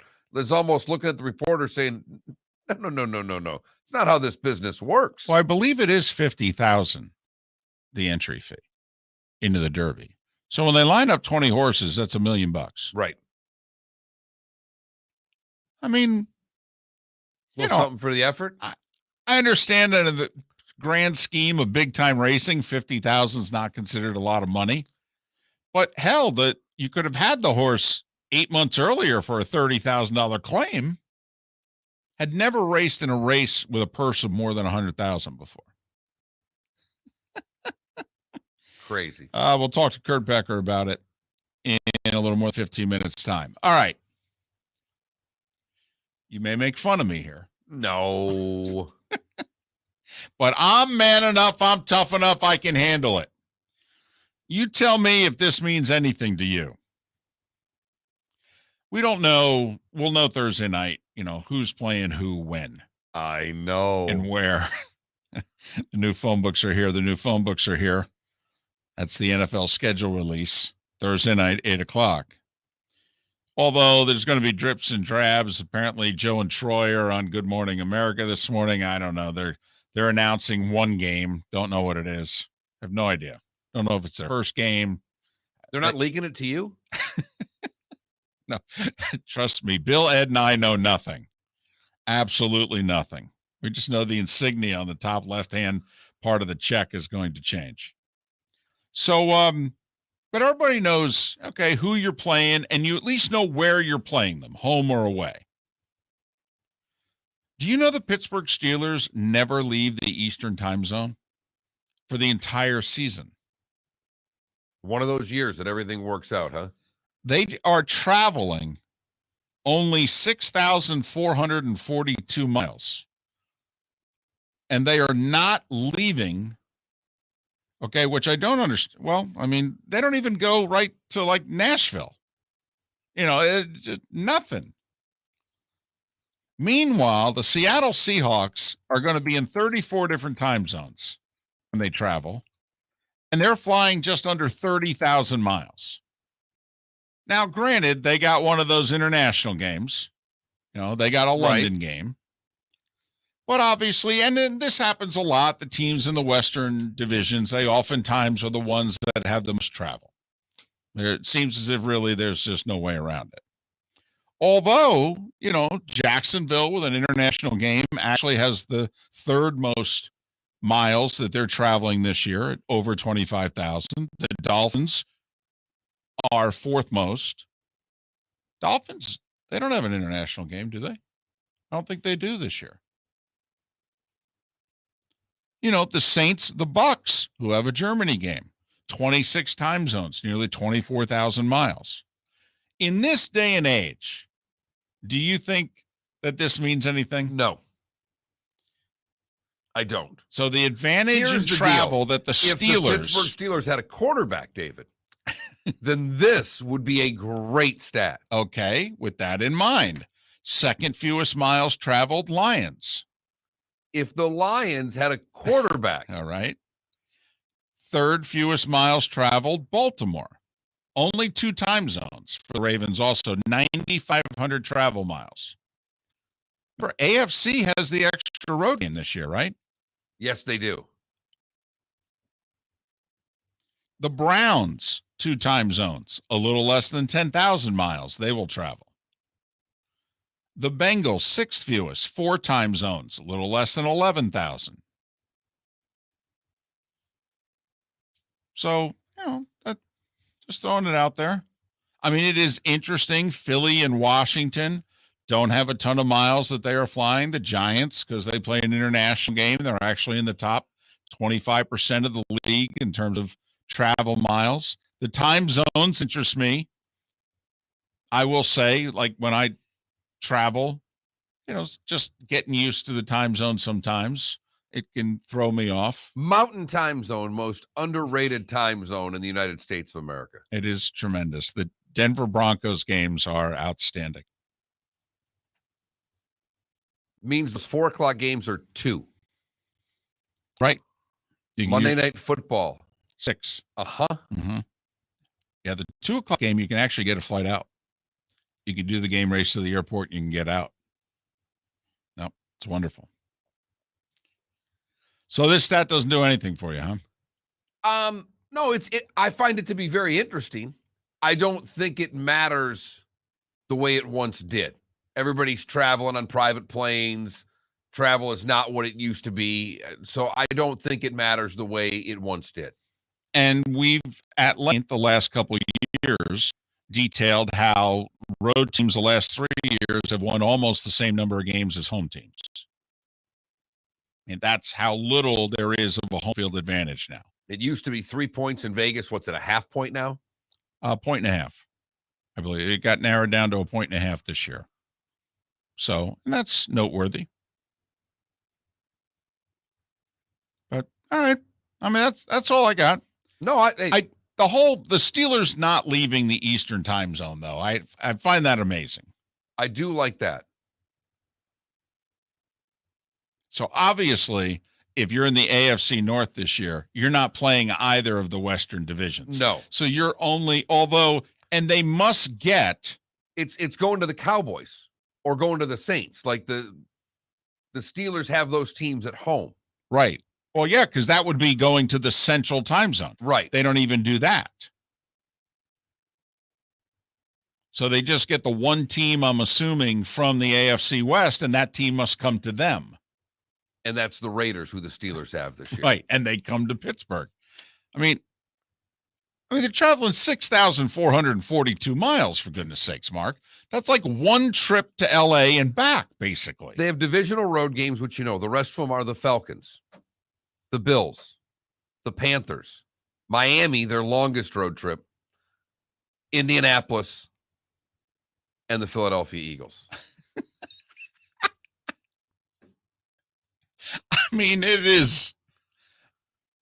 I mean, they're going to be flying on Saturdays. The trips are so short. Their longest trip is to Miami. I mean, they don't have to have a Friday after practice, let's head to the airport and let's fly in Friday night deal. Mark, they could have home walkthroughs and travel to some of these games if they want, for goodness sakes. Hell, just to spice things up, they may bus their way to Philly just to be different. So that's all. That's all I got. Seahawks travel nearly 30,000 miles, 34 time zones. The Steelers, 6,400 miles, 0 time zones. 0. Don't even have to wind the watch this year. Nope. Miller and Moulton. Kurt Becker, Horse Racing Radio Network. A historic Kentucky Derby. We will get his educated perspective on it. In fact, Rich Strike, a farther trip than the Steelers will have to make this entire season. Miller and Moulton, thanks for listening. Florida Sports Network. Hey, it's Mark Miller for the Training Grove by Orange Whip Golf, where golfers go to get better. Improve your golf game from home with Orange Whip Golf and Fitness online swing training program, The Training Grove. With a growing swing training video library and a daily program prescribed by golf fitness professionals, The Grove provides a clear path to unlock your most powerful swing, giving you control of your game like never before. Join thousands like me who have finally found a way to achieve results in half the time of traditional game improvement methods with The Grove's revolutionary blend of golf fitness, instruction, and award-winning Orange Whip products. Go to orangewhipgolf.com to get started for a free 14-day risk-free trial and use code Miller10 to get $20 off your first month. That's orangewhipgolf.com to get started for a free 14-day risk-free trial. Remember to use code Miller10. That will get you $20 off your first month. The Training Grove by Orange Whip Golf, where golfers go to get better. David Moulton for Napa, Napa Auto Parts, and Napa Filters. Insist on Napa Filters for your vehicles, or if you're a do-it-yourselfer, only buy Napa Filters. Napa has a filter for almost anything on earth that moves, whether it's motorcycles, foreign and domestic cars, vans, SUVs, earth-moving equipment. You get the idea. Napa Auto Parts, Napa Filters. Insist on them for your vehicles, or if you're do-it-yourselfer, only buy Napa Filters. Bring your big mouth to John Smith Subs and indulge in their overstuffed subs with the freshest quality ingredients. Enjoy our famous steak bomb with perfectly grilled marinated sirloin steak topped with provolone cheese, grilled onions, peppers, mushrooms, crispy bacon, juicy tomatoes, and creamy mayo. Boom! Made-to-order crispy fries can be paired with the Gator, the Cuban, the chicken bomb, or the Italian. Love local. Eat delicious with John Smith Subs. Find a John Smith Subs location near you today. You are listening to Miller and Moulton on the Florida Sports Network.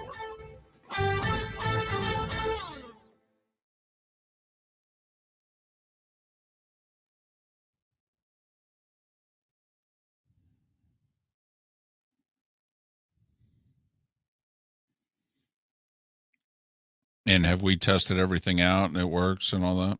Simplification down the outside is next. They're coming down to the wire. No. You got to go. No, got to go back 20 seconds. No. We want to hear this. No, we want to hear, from like the top of the stretch. We need. So, having 8 seconds doesn't do anything. It doesn't build anything. okay,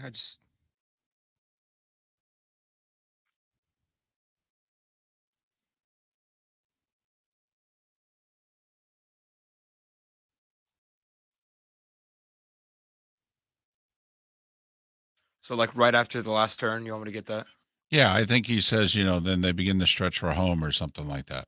It's when the one horse begins to go out in front.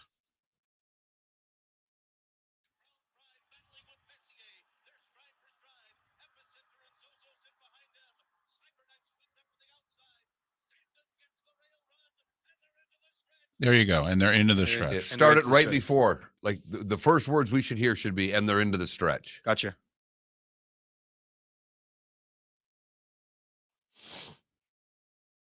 And in theory, we play this coming out of the break.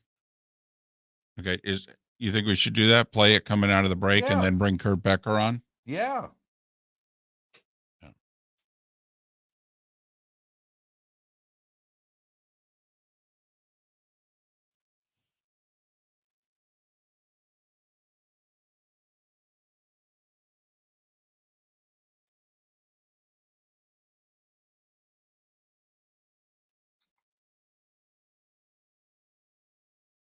Quick made a save right there. He didn't have his glove on.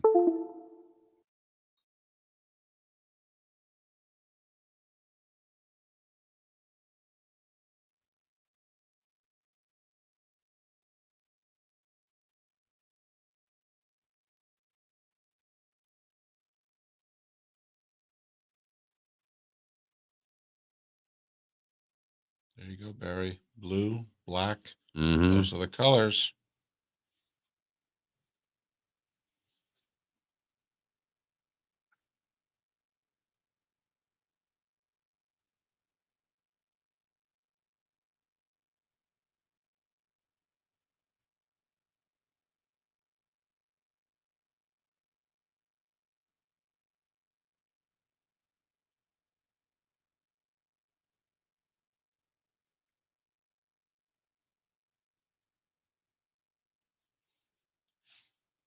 They beat Anderson twice to the glove side on shots he should have stopped. Kind of like shoulder high both times.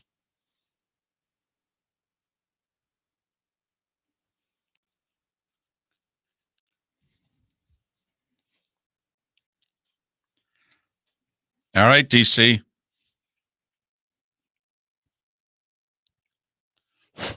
We will ask. Eh.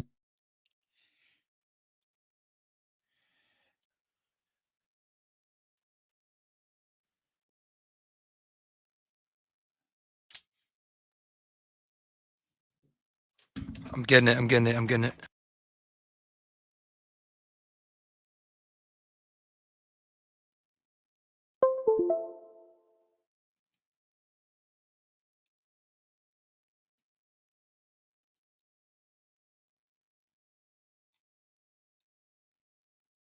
Turn. It is Crown Pride battling with Messier. They're stride for stride. Epicenter and Zozo's in behind them. Cyberknife swings up on the outside. Sandon gets the rail run, and they're into the stretch. And it's Messier, Crown Pride. So you're going to start it with, and they're into the stretch.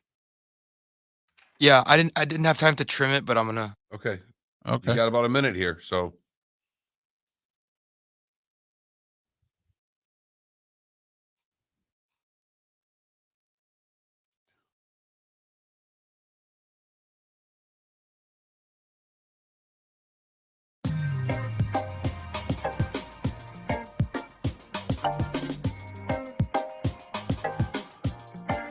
Welcome back to Miller and Moulton, only on the Florida Sports Network.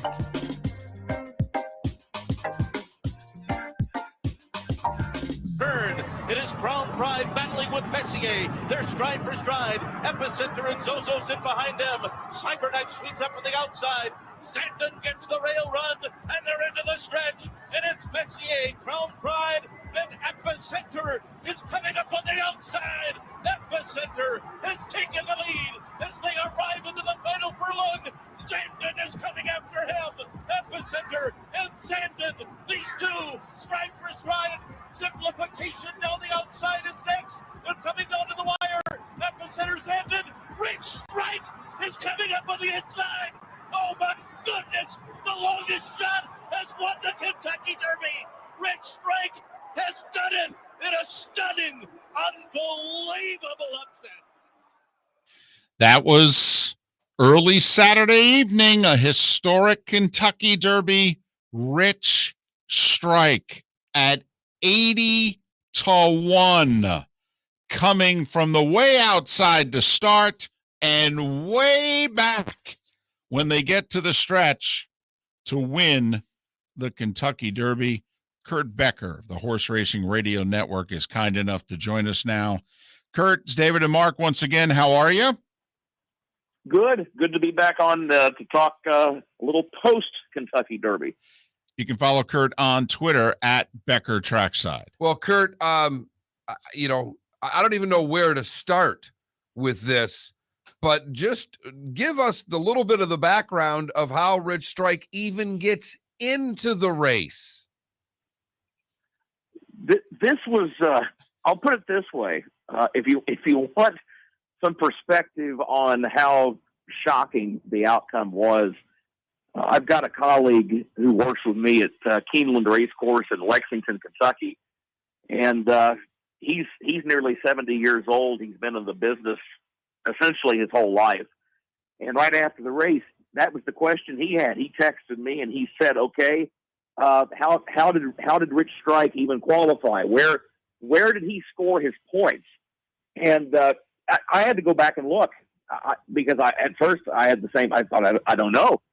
And you go back and you look, and the horse had spent the winter at Turfway Park in the Cincinnati area, and he had been fourth in the John Battaglia Memorial. He had been third, I believe, in the Jeff Ruby Stakes, which are not really traditional Kentucky Derby prep races, but it was enough points to get him into the gate. And of course, the key was a day before the race when D. Wayne Lucas announced he was scratching Ethereal Road. So look at D. Wayne Lucas. Talk about a guy that had an impact on the weekend. D. Wayne trains the winner of the Kentucky Oaks on Friday and ends up indirectly having a role on Saturday when he scratched Ethereal Road and paved the way for Rich Strike to draw into the Kentucky Derby, and Rich Strike made the most of it. Kurt, has there ever been a horse that was not in the field Friday morning win the Derby? No. This is a first. Churchill went to the also eligible system when they went to the point system, which was 2013. I think there've been a horse or two that have drawn into the race late in the week. A horse that comes to mind that didn't draw into the main body of the field until late was Golden Soul back in 2013, but I think he was already programmed somewhere in within those 20 starters by the time they drew post positions, and he was runner up. But no, I mean this was just absolutely something that caught a lot of us by surprise, including I think the race announcer who may have caught Rich Strike a little after the rest of us did. All right, just the trip that this horse took in this race. It looked like a marvelous job by the jockey. You know, we're all in a little bit of awe that it happened. But when you watched the race again, Kurt, how marveled were you at the job that his jockey did? Just incredible. And I'll put it this way. People that don't follow horse racing, including people in other sports, have been commenting on social media. I do some work with Motor Racing Network covering NASCAR, and there have been NASCAR Cup Series drivers and crew chiefs talking about the job that this jockey did. Sonny Leone is the jockey, and somebody pointed out, here's a guy that really has toiled in obscurity. He tends to ride at tracks that don't get a lot of publicity. He's not a guy that rides in a lot of Grade 1 races, much less Triple Crown races. And it was remarkable. I don't care what he did. It was the right decision. He went right when he had to go to the right. He went left when he had to go to the left. And he rode that horse with a lot of confidence. And it was a magnificent ride. Some people are comparing it to Calvin Burrell on that rail skimming ride with Mind That Bird. But this to me is even more impressive. Calvin knew Churchill down and just shot up the rail. Great ride. It was fine. But this horse with Sonny Leone, Sonny had never been in this kind of a circumstance. The biggest stage of the sport, weaves through all that traffic and wins. We're talking with Kurt Becker, Horse Racing Radio Network, about the remarkable, historic Kentucky Derby in which 80-1 Rich Strike, the second biggest underdog to ever win. I think 100 plus years ago, there was a 90-something to 1 horse that won the Derby. So certainly in modern racing, the biggest upset that we have seen, of course, in horse racing's biggest race. Kurt, much was made after the race about the pace was blistering, because it did look at the end as if Rich Strike, had a jet-propelled engine behind it in passing the other horses. Do you think it was a case of most of the field ran itself into the ground and this jockey and this horse didn't. I think that was a big factor. It had been a long time, 8 or 9 years, since we saw an opening quarter in 21 seconds and change, and an opening half mile in 45 seconds and change.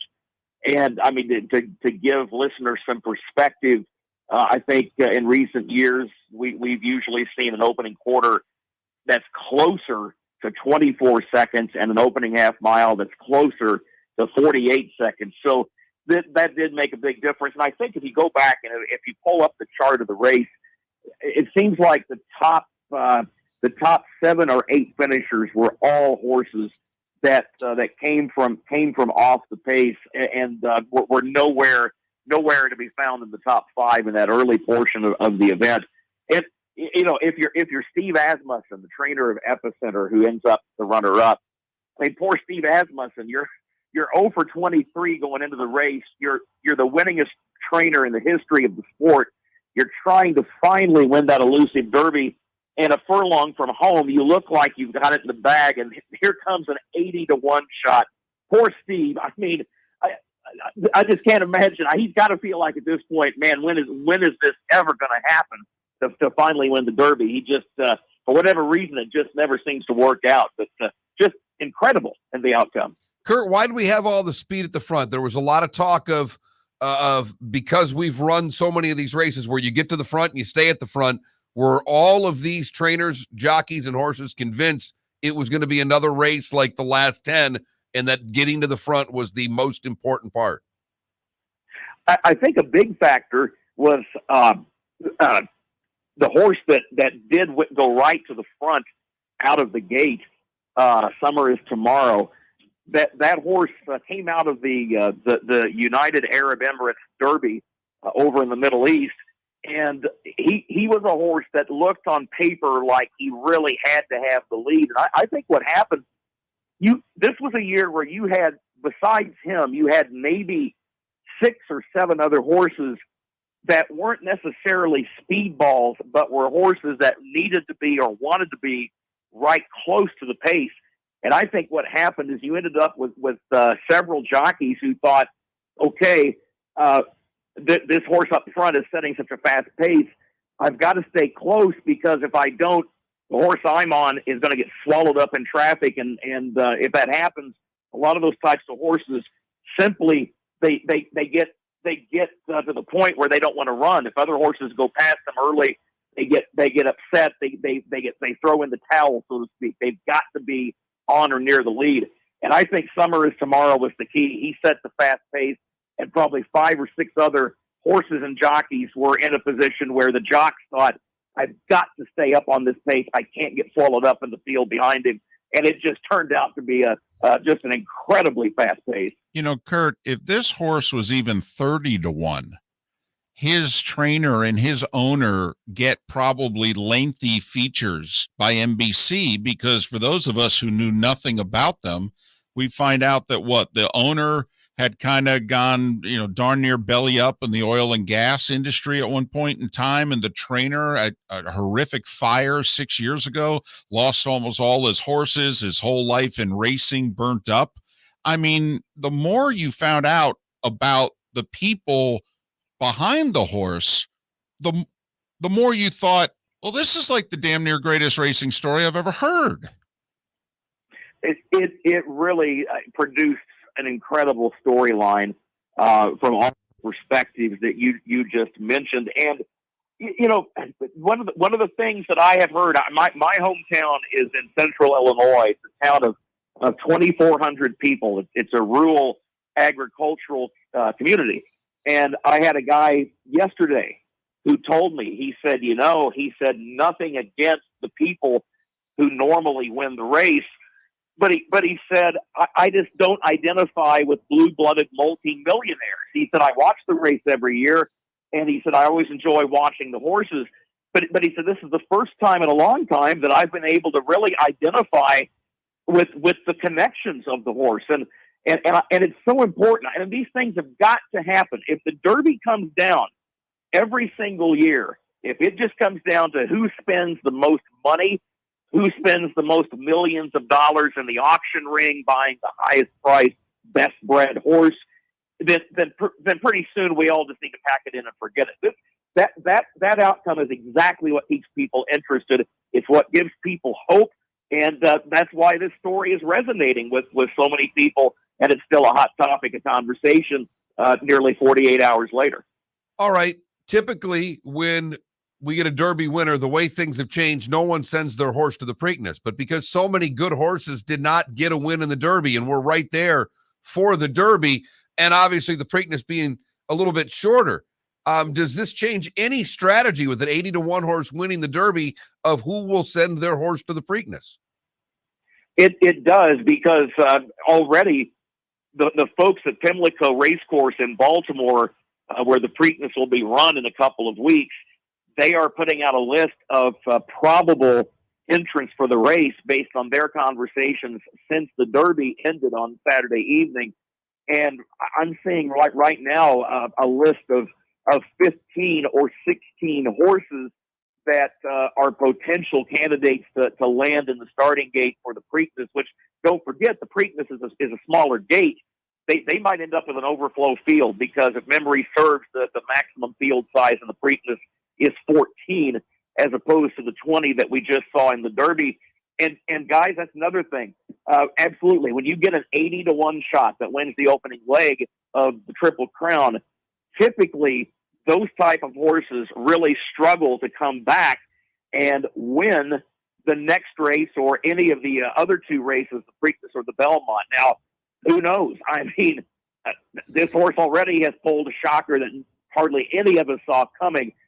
But absolutely, it leaves the door wide open, and it makes people think, all right, look, that was a fluke. No way this horse is going to come back in 2 weeks and pull another one. But you never know. Kurt, 10 seconds. You ever seen anything like this? No, I have not. Simply incredible. It's not at that level, and I don't know if I've seen something like that at any level in the game. Incredible. Kurt, thanks for making time for us once again, and we'll catch up in about 10 days leading up to the Preakness. Guys, it's always a pleasure. Thank you. Kurt Becker, Horse Racing Radio Network. You can follow him on Twitter at Becker Trackside. Becker Trackside. Kurt Becker joining us once again here on Miller and Moulton. Phenomenal. Rich Strike was not going to run the Preakness. I mean, the owner said that afterwards. Was not going to run the Preakness. Was going to run the Belmont, though. They thought the Belmont was the best race, but was not going to run the Preakness. My guess is going to run the Preakness. You're going to run the Preakness now. But it could be one of the rare times where the Derby winner's not the favorite. I don't think he will be. I don't even know if he'll be top 3, top 4. What do you do if you're Epicenter or Zandon, who are right there? Typically, they're not running these horses if they don't win and there's not a chance for the Triple Crown. It's awesome. Just 80-1. I mean, we will reference this horse in long shots from now until whenever. Miller and Moulton, thanks for being with us. Florida Sports Network. Bring your big mouth to John Smith Subs and indulge in their overstuffed subs with the freshest quality ingredients. Enjoy our famous steak bomb with perfectly grilled marinated sirloin steak topped with provolone cheese, grilled onions, peppers, mushrooms, crispy bacon, juicy tomatoes, and creamy mayo. Boom! Made-to-order crispy fries can be paired with the Gator, the Cuban, the Chicken Bomb, or the Italian. Love local. Eat delicious with John Smith Subs. Find a John Smith Subs location near you today. Hey, it's Mark Miller for the Training Grove by Orange Whip Golf, where golfers go to get better. Improve your golf game from home with Orange Whip Golf and Fitness online swing training program, The Training Grove. With a growing swing training video library and a daily program prescribed by golf fitness professionals, The Grove provides a clear path to unlock your most powerful swing, giving you control of your game like never before. Join thousands like me who have finally found a way to achieve results in half the time of traditional game improvement methods with The Grove's revolutionary blend of golf fitness, instruction, and award-winning Orange Whip products. Go to orangewhipgolf.com to get started for a free 14-day risk-free trial. And use code Miller10 to get $20 off your first month. That's orangewhipgolf.com to get started for a free 14-day risk-free trial. Remember to use code Miller10 that will get you $20 off your first month. The Training Grove by Orange Whip Golf, where golfers go to get better. David Moulton for Napa, Napa Auto Parts, and Napa Filters. Insist on Napa Filters for your vehicles, or if you're a do-it-yourselfer, only buy Napa Filters. Napa has a filter for almost anything on earth that moves, whether it's motorcycles, foreign and domestic cars, vans, SUVs, earth-moving equipment. You get the idea. Napa Auto Parts, Napa Filters. Insist on them for your vehicles, or if you're a do-it-yourselfer, only buy Napa Filters. Hey, it's Mark Miller for the Training Grove by Orange Whip Golf, where golfers go to get better. Improve your golf game from home with Orange Whip Golf and Fitness online swing training program, The Training Grove. With a growing swing training video library and a daily program prescribed by golf fitness professionals, The Grove provides a clear path to unlock your most powerful swing, giving you control of your game like never before. Join thousands like me who have finally found a way to achieve results in half the time of traditional game improvement methods with The Grove's revolutionary blend of golf fitness, instruction, and award-winning Orange Whip products. Go to orangewhipgolf.com to get started for a free 14-day risk-free trial and use code Miller10 to get $20 off your first month. That's orangewhipgolf.com to get started for a free 14-day risk-free trial. Remember to use code Miller10. That will get you $20 off your first month. The Training Grove by Orange Whip Golf, where golfers go to get better. You were listening to Miller and Moulton on the Florida Sports Network.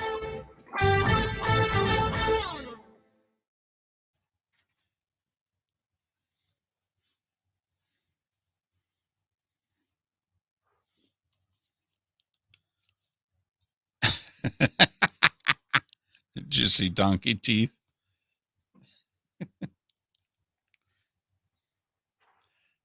Well, it's the horse. Hops, it's so funny you say that. Mark wants me to keep a travel log to see whether or not I travel more than the Seahawks. I mean, that London thing's going to help them, though.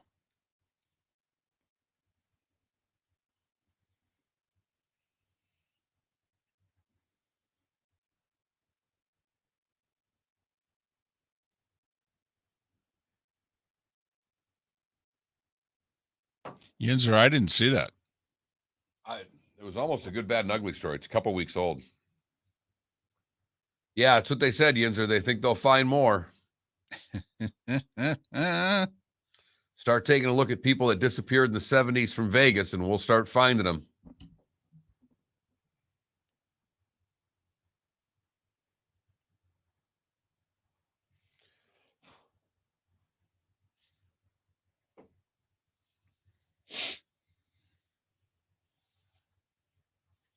All right. What do you want to do here?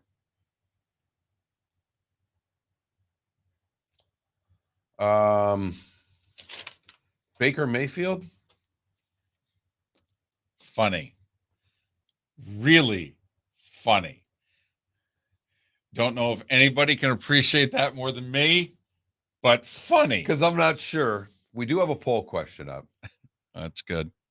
I'll have to retweet it. We're off to a grand start here.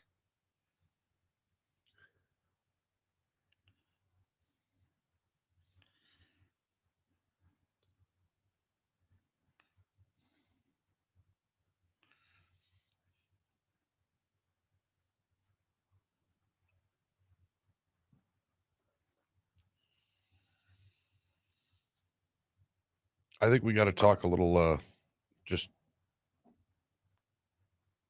whether it's Heat, Panthers, Lightning, something there.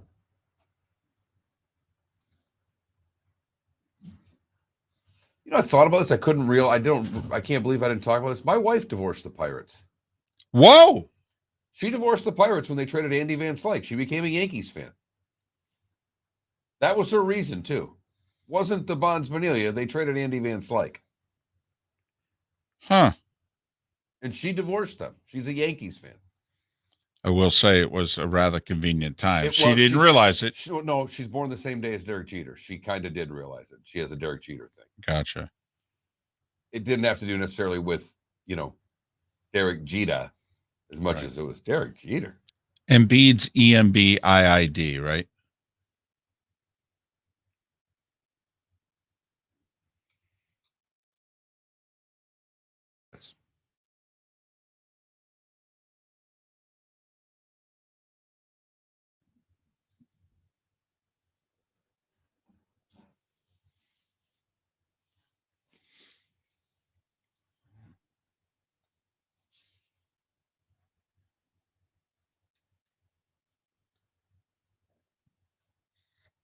What about the Chris Paul?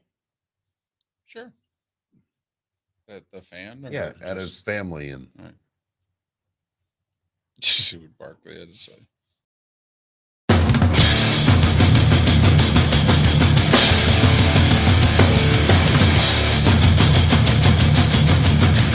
You are listening to Miller and Moulton, exclusively on the Florida Sports Network.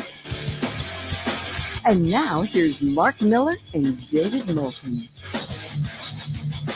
Final hour of Miller and Moulton for those of you in Tampa, St. Pete, Lake City, Port Charlotte, and Venice. We're just halfway home in the 239. Miller and Moulton, the Florida Sports Network. Thanks for being with us. Hope you took care of mom and all the moms in your life, whether it be a grandmother, mother-in-law, stepmom, whatever the case may be. It's important. If for no other reason, so that 5 weeks from now you want to be left alone on Father's Day, well, they got to leave you alone. You held up your end of the bargain. my kid just doesn't get it. I try to take care of him. I send the text saying, did you text everybody? The grandma's included. You got, because of this whole divorce thing, you got a mom, you got a bonus mom. Yeah. You got to see your mother. Yes. You got to text everybody. And it would make everything go a lot better in my life if you would call bonus mom. That's all. Right. No, He's Felipe's age. I understand. We had to tell Felipe 6 times to do these things. Well, listen, this is as easy as it's ever going to get. All the moms in your life came to you basically for your college graduation. So, from now on, it's on you. You can't screw this up. It's important. They don't ask for much. They need to be recognized. And they'd prefer a card over a text. Birthdays and Mother's Days. It's not that hard. My parents don't send each other cards. Doesn't matter. I don't care. Cards are pointless, I think. I could not agree with you more. What's They're the point? biggest waste of money on earth. You know why? They're $5. I'm like, are you kidding me? Wow. First Listen to off, him. if you went to Publix, they were BOGO. If you didn't get BOGO, that's on you. There's coupons everywhere. Okay. All right. So they're Keep about, in mind, so it's 2 for $5. So now Yeah. you're $2.50. the education continues. Secondly, if you actually are on top of your game, you go to the dollar store way ahead of time. That's the most important thing. But you're right. Cards are pointless, useless. I don't want a card, don't need a card. Would rather have everybody who has sent me a card in my life just give me the $2 right now. Felipe, you're right. Here's the deal, though. Here's the problem. Your mother, Right. will smile and grin and tell so many people, my son sent me a Mother's Day card. Do you want to see it? I got my Mother's Day, especially when it shows up on Thursday before Sunday, Thursday That's or Friday. right. She can walk into work beaming, saying, Felipe got his Mother's Day card. Came in the mail today. Made me smile. Came home from work and it was just sitting there. My husband left it out. He put it right there on top. Or What else- a great son I have. Have I not told you more about him? That's what the card's for, Felipe. And you're competing with a brother too. So you need your car to get there at least a day early. Send it to her work. Have the person at the front No, press. No. See, No, don't overplay it. Why? Don't So overplay I'm not it. gonna You do think any of your this. mom- I'm do not you doing think- any of You this. think your mom's dumb? I know my mom. I'm never gonna send her a card ever. Unbelievable. We're trying to help. Did we not do right by him leading into graduation weekend? Everything from haircut to grooming to the restaurant places and the reservations Yeah. days in advance. Yep. Did we not make him look like a rock star to his family this weekend? Why would he not listen to us about this? He's 21. He's got all the answers. I- all the answers. But not doesn't about even know this. doesn't even know the questions yet, and has all the answers. You know what I wouldn't want happening to my mom on Mother's Day? Getting shoved by some random Yahoo in a crowd. Oh, it's so funny. He doesn't even know what we were going to talk about in this 8 o'clock hour, but we were going to bring up Chris Paul's family apparently being somewhat accosted by a Dallas Mavericks fan. The fan I saw getting ejected looked like a teenager. Yeah. That to sound like get off my lawn guy. But when I saw that, I went, how could you allow your kid to behave like that at the game? Because mom escorted him out. That was I thought my mother would have beaten the tar out of me right there behind the security would have been pulling my mother off of me On site. Okay, because she would have beat me up so badly. There's a couple of things. One, we went through generations where, for the most part, families didn't travel with players going to games. True. I do think for players to think that their family's not going to get harassed going to a game is rich. If you're going to bring your whole family game, I would suggest getting them a suite. I don't condone anything that happened, but I'm being a little realistic here. We put a bunch of alcohol and a bunch of fans and say, act like you're at the symphony. Chris Paul sent out a tweet in which he basically said, my family realizes they're going to get it when they go on the road, but they don't expect to be physically touched. And I totally agree. They should never be touched. Right. No one at a game should have hands put on them by another person unless you are high-fiving the person next to you after a goal is scored or a basket is scored or a touchdown is scored or a home run is hit, etc. I don't want anybody to think that. I believe that should be allowed. But I am merely saying, if I were the player, I would tell my family, why don't you guys just stay here and watch it on the television? There's a lot of idiots out there, and I don't want to put you guys in a situation where somebody does something stupid. See what Barkley said afterwards? I did not. So, Ernie Johnson, they show the incident, and they tee it all up. Everybody looks to their left.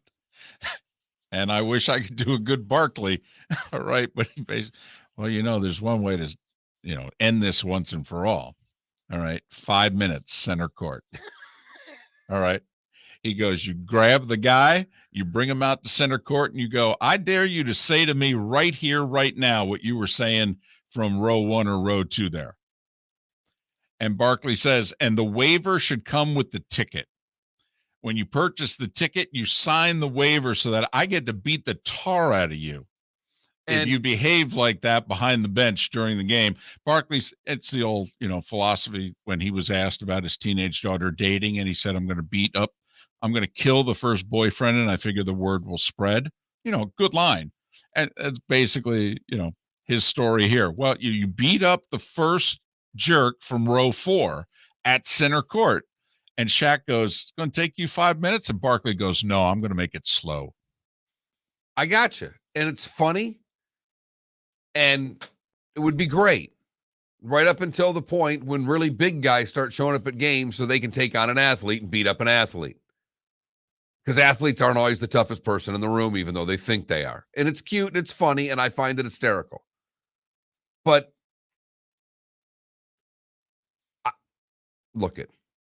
no one should be putting their hands on another person at a game. Agreed. It's unfortunate. Is anybody surprised that this is happening? Oh, goodness knows. No. 2020s? No, please. No, we all hate everybody. Absolutely. Everybody sucks.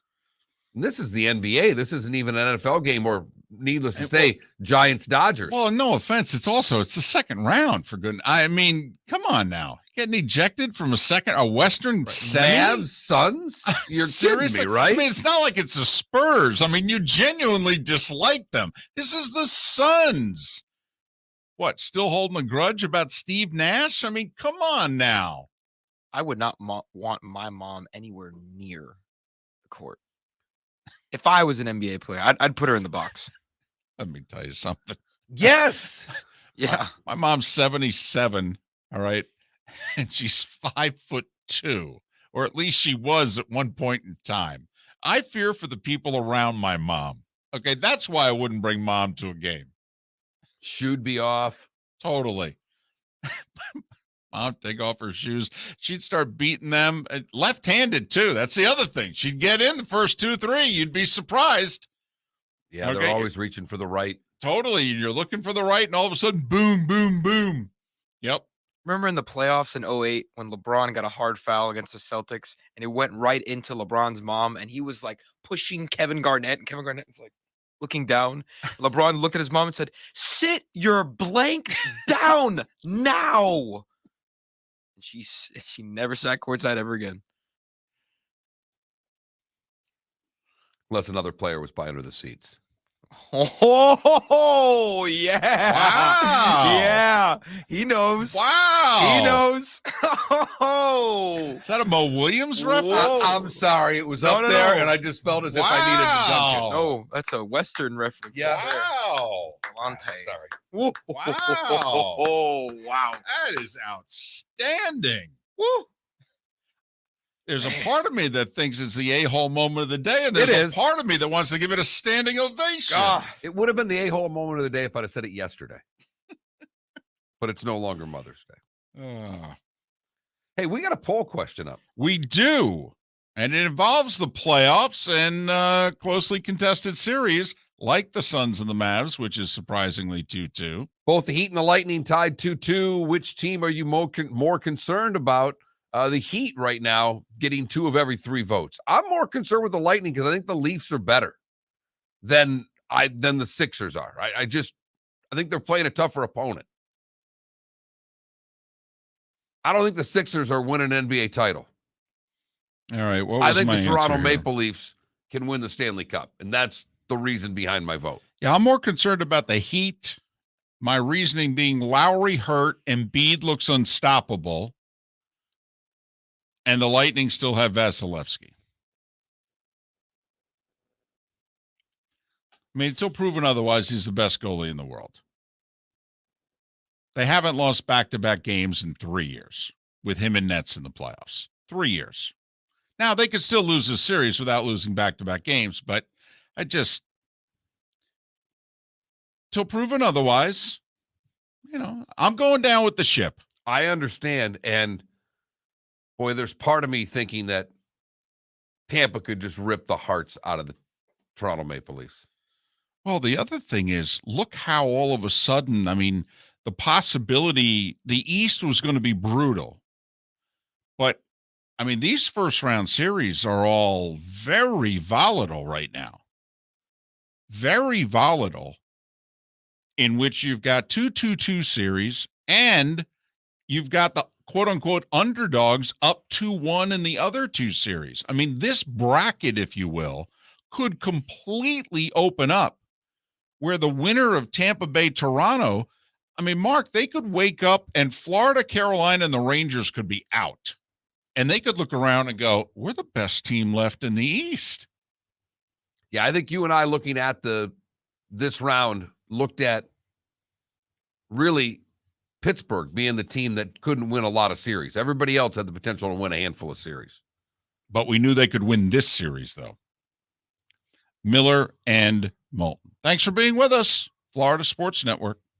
Hey, it's Mark Miller for the Training Grove by Orange Whip Golf, where golfers go to get better. Improve your golf game from home with Orange Whip Golf and Fitness online swing training program, The Training Grove. With a growing swing training video library and a daily program prescribed by golf fitness professionals, The Grove provides a clear path to unlock your most powerful swing, giving you control of your game like never before. Join thousands like me who have finally found a way to achieve results in half the time of traditional game improvement methods with The Grove's revolutionary blend of golf fitness, instruction, and award-winning Orange Whip products. Go to orangewhipgolf.com to get started for a free 14-day risk-free trial and use code Miller10 to get $20 off your first month. That's orangewhipgolf.com to get started for a free 14-day risk-free trial. Remember to use code Miller10. That will get you $20 off your first month. The Training Grove by Orange Whip Golf. where golfers go to get better. Bring your big mouth to John Smith Subs and indulge in their overstuffed subs with the freshest quality ingredients. Enjoy our famous steak bomb with perfectly grilled marinated sirloin steak topped with provolone cheese, grilled onions, peppers, mushrooms, crispy bacon, juicy tomatoes, and creamy mayo. Boom! Made-to-order crispy fries can be paired with the Gator, the Cuban, the chicken bomb, or the Italian. Love local. Eat delicious with John Smith Subs. Find a John Smith Subs location near you today. David Moulton for Napa, Napa Auto Parts, and Napa Filters. Insist on Napa Filters for your vehicles, or if you're a do-it-yourselfer, only buy Napa Filters. Napa has a filter for almost anything on earth that moves, whether it's motorcycles, foreign and domestic cars, vans, SUVs, earth-moving equipment. You get the idea. Napa Auto Parts, Napa Filters. Insist on them for your vehicles, or if you're do-it-yourselfer, only buy Napa Filters. You were listening to Miller and Moulton on the Florida Sports Network.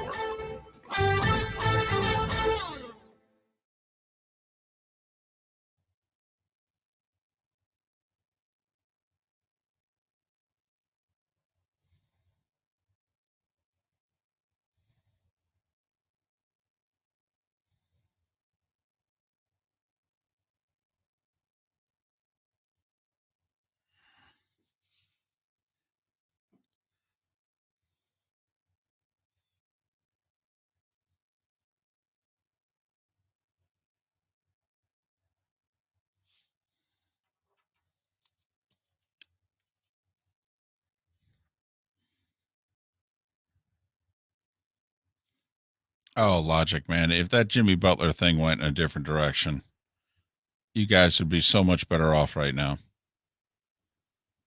You wouldn't have Harden. You'd have all those role players. You'd have cap room.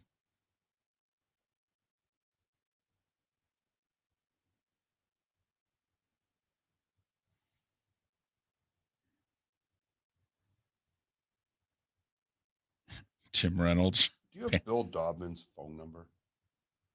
You know what I'm talking about? My shower door? Yeah. If you have it, send it to Marty. I don't think so, Okay. but let me look.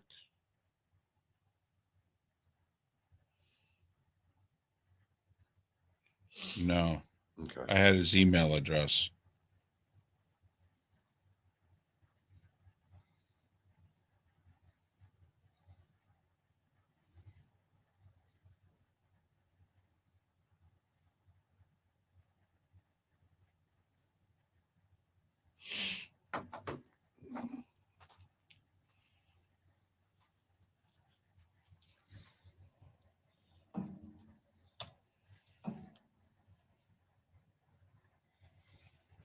Well, but also, Logic Man,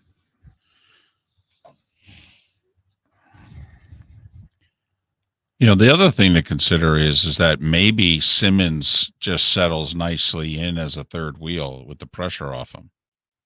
But even if not, you'd still have those two and all those role players. You'd be deep. You'd be affordable.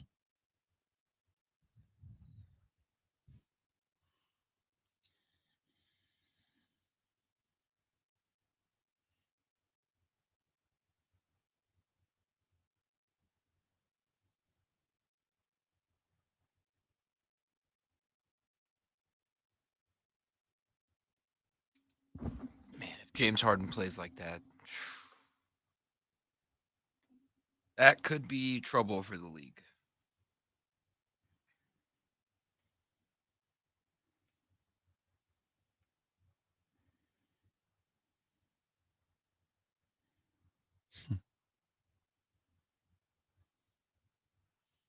I didn't even know what I had to publish that on the Twitch channel, like that highlight. I didn't even know what to title it, so I just said Mark out of nowhere. Did you see this?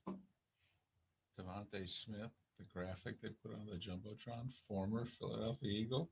He tweets out, damn, I got fired on my day off.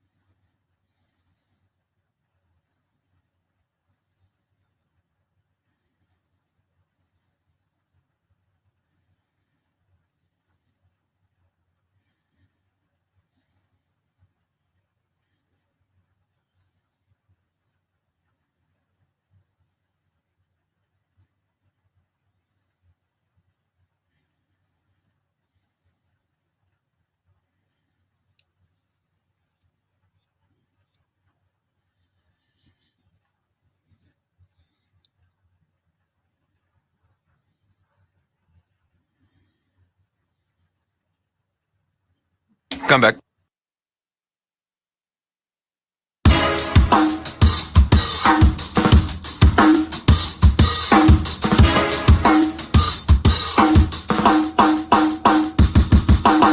Welcome back to Miller and Moulton, only on the Florida Sports Network.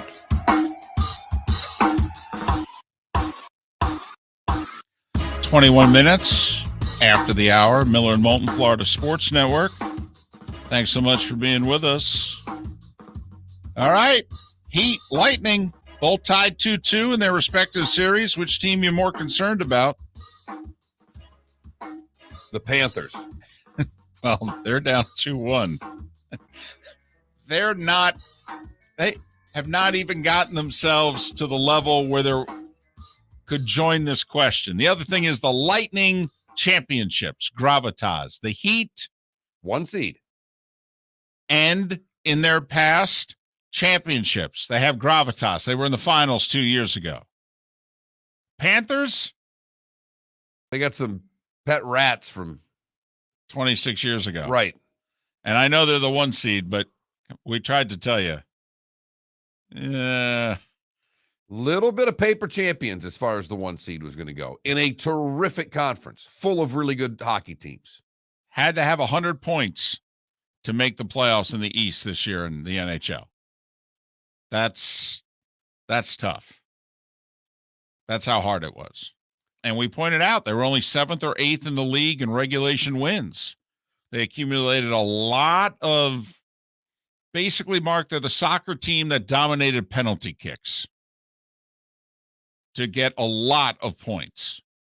They're much closer to the pack in 60 minutes than they are otherwise. Couple of texts that came in today, David. They've already texted the show because we haven't promoted the text line once in the 2.5 hours we've been on the air. Whatever. Exactly. But the text line is texting the keyword FSN radio to 21,000. If you've never done so before, Lake City, we'd love to hear from you as well. But this person texts, in no world is Tampa a better hockey team than Pittsburgh this year. Penguins are about to beat the Rangers. And have you looked around at the East? You mentioned it. A clear path to another cup. Well, this is how it happens, because this is not a great Penguins team, down to a third-string journeyman goalie, and basically they got one line they can count on and maybe 3 defensemen. But you know what? We've seen teams ham and egg their way deep into the playoffs before. Just look last year. Montreal Canadiens were average at best, and there they were in the finals. Strange stuff happens in the postseason, particularly when a goalie's involved. Another texter said you just hit the nail on the head about the Bolts. They haven't lost back-to-back, but they need to get ahead or they will be home. And someone says, I'm most concerned with the Panthers, like what I said. Come on, the Heat should be up 3-1, but they're not. No, they're not. No, they're not. Philly still has to go on the road. They had one of these series, what was it, 2019 when Kawhi 18. in Toronto? It's already 18? Wait, you're saying? Remember when Philly lost in 7 on the Kawhi shot? Oh, that was counts? 19. Yeah. Yeah. So, Philly's been here. Last year they were up. They went to Atlanta, actually, staved off elimination, and then came home, lost the game 7. Philly's also feeling the pressure of they got to get through the second round. They got to get to a conference final. I mean, Sixers haven't been to a conference final since what, Iverson? Yeah, since Iverson. I mean, so They should have won the finals in 19. yeah, I don't know about that. Oh, they were so stacked. They were so close. A bounce potentially that goes to overtime if they win. I think they actually could have beat the Warriors. They matched up perfectly with them. Especially with the Warriors having Clay and Durant go down with major injuries. Anything could have happened. But that's the playoffs, the war of attrition. You just get out of your round. And you turn around and you take inventory and you go, oh, wow. We could do some real damage here. Yeah, I laughed at Pens fan. I've watched them play, and I'm like, they're the one team that I have no shot for them winning, getting out of the East. Like, that's the one team to me. Their goaltending's so bad right now They're winning in spite of him, not because of him. They're fortunate they're playing the Rangers, a team that doesn't know what they're doing in the postseason. They really do Now, not. they may figure it out in the next week, and if they do, who knows? But Because they've got a power play and a goaltender, and that's a dangerous combination. Right. But that's a dangerous combination in the postseason. It is. It is. But Panthers are down 2-1. They play tonight. Tonight is the polar opposite of what the whole weekend was.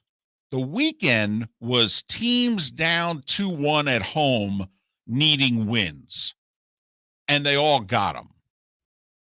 That's what yesterday was. 4 home hockey teams down 2-1, all won to even their series at 2. And the 2 NBA series yesterday were home teams down 2-1, desperately needing a win, or else they're done.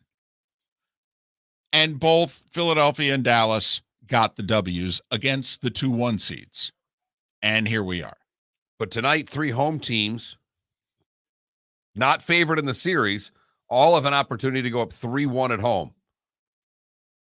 Washington, Pittsburgh, and Dallas. Remember, this is a Stars team that's only a year removed from playing the Lightning in the finals. They're a tough out. They're not a really great boring team. Yes, but they play 2-1 games, and they're comfortable playing them. And for some reason, they're better than when you look at them, you go, this team's not that good. Well, try to beat them 4 times in 2 weeks. But dump and chase, chip and chase, they just keep methodically doing what they do, and they're a team that was built for the playoffs the whole year. Correct. And as you said, I think the one comment, if you missed it, what David said, they're comfortable playing that type of game. When you play 2-1 games all season long, you're fine playing that style of game. And not everybody is. We're proving right now the Panthers are not comfortable playing 2-1, 3-2 games. Isn't this great? I mean, you don't have to be a hockey fan. You don't have to be a Panthers fan. But this is what sports is about, right? Games with consequence, putting teams in a pressure situation. Pressure on the Panthers tonight. Pressure on the Rangers tonight.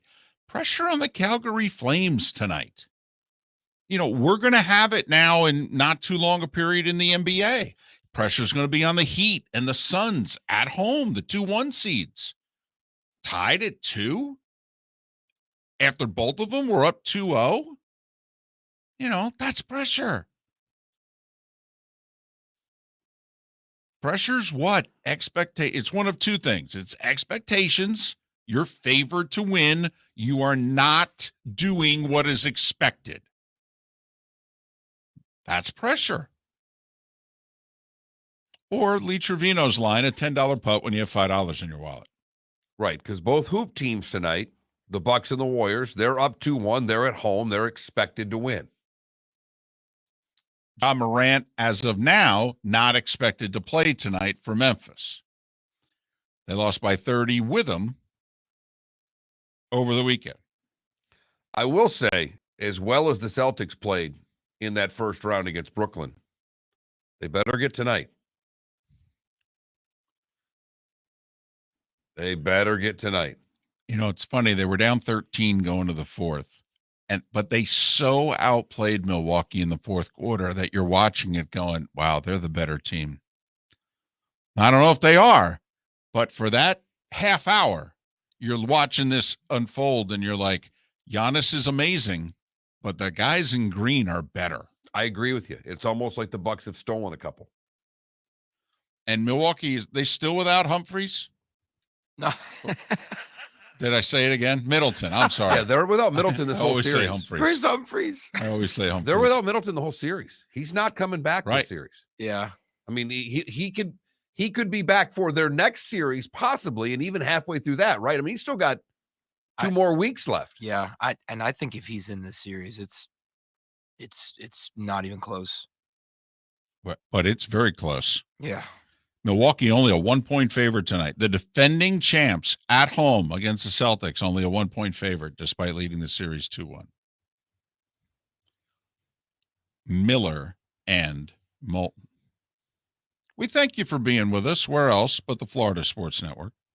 Hey, it's Mark Miller for the Training Grove by Orange Whip Golf, where golfers go to get better. Improve your golf game from home with Orange Whip Golf and Fitness online swing training program, The Training Grove. With a growing swing training video library and a daily program prescribed by golf fitness professionals, The Grove provides a clear path to unlock your most powerful swing, giving you control of your game like never before. Join thousands like me who have finally found a way to achieve results in half the time of traditional game improvement methods with The Grove's revolutionary blend of golf fitness, instruction, and award-winning Orange Whip products. Go to orangewhipgolf.com to get started for a free 14-day risk-free trial and use code Miller10 to get $20 off your first month. That's orangewhipgolf.com to get started for a free 14-day risk-free trial. Remember to use code Miller10. That will get you $20 off your first month. The Training Grove by Orange Whip Golf, where golfers go to get better. Bring your big mouth to John Smith Subs and indulge in their overstuffed subs with the freshest quality ingredients. Enjoy our famous steak bomb with perfectly grilled marinated sirloin steak topped with provolone cheese, grilled onions, peppers, mushrooms, crispy bacon, juicy tomatoes, and creamy mayo. Boom! Made-to-order crispy fries can be paired with the Gator, the Cuban, the chicken bomb, or the Italian. Love local. Eat delicious with John Smith Subs. Find a John Smith Subs location near you today. David Moulton for Napa, Napa Auto Parts, and Napa Filters. Insist on Napa Filters for your vehicles, or if you're a do-it-yourselfer, only buy Napa Filters. Napa has a filter for almost anything on earth that moves, whether it's motorcycles, foreign and domestic cars, vans, SUVs, earth-moving equipment. You get the idea. Napa Auto Parts, Napa Filters. Insist on them for your vehicles, or if you're a do-it-yourselfer, only buy Napa Filters. You were listening to Miller and Moulton on the Florida Sports Network.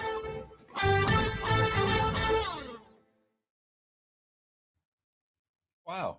So that Jason Barrett, you know, the sport used to be Sports, now does news talks. He's doing a story on Mandy Connell. He says a chance meeting during her days as a flight attendant opened the door to a media career for Mandy Connell.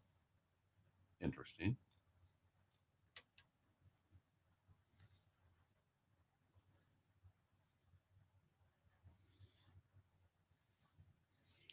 NFL schedule news.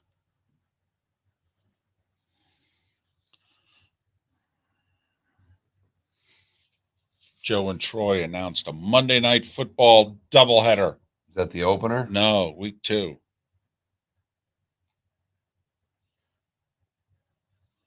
Staggered starts by an hour and 15 minutes.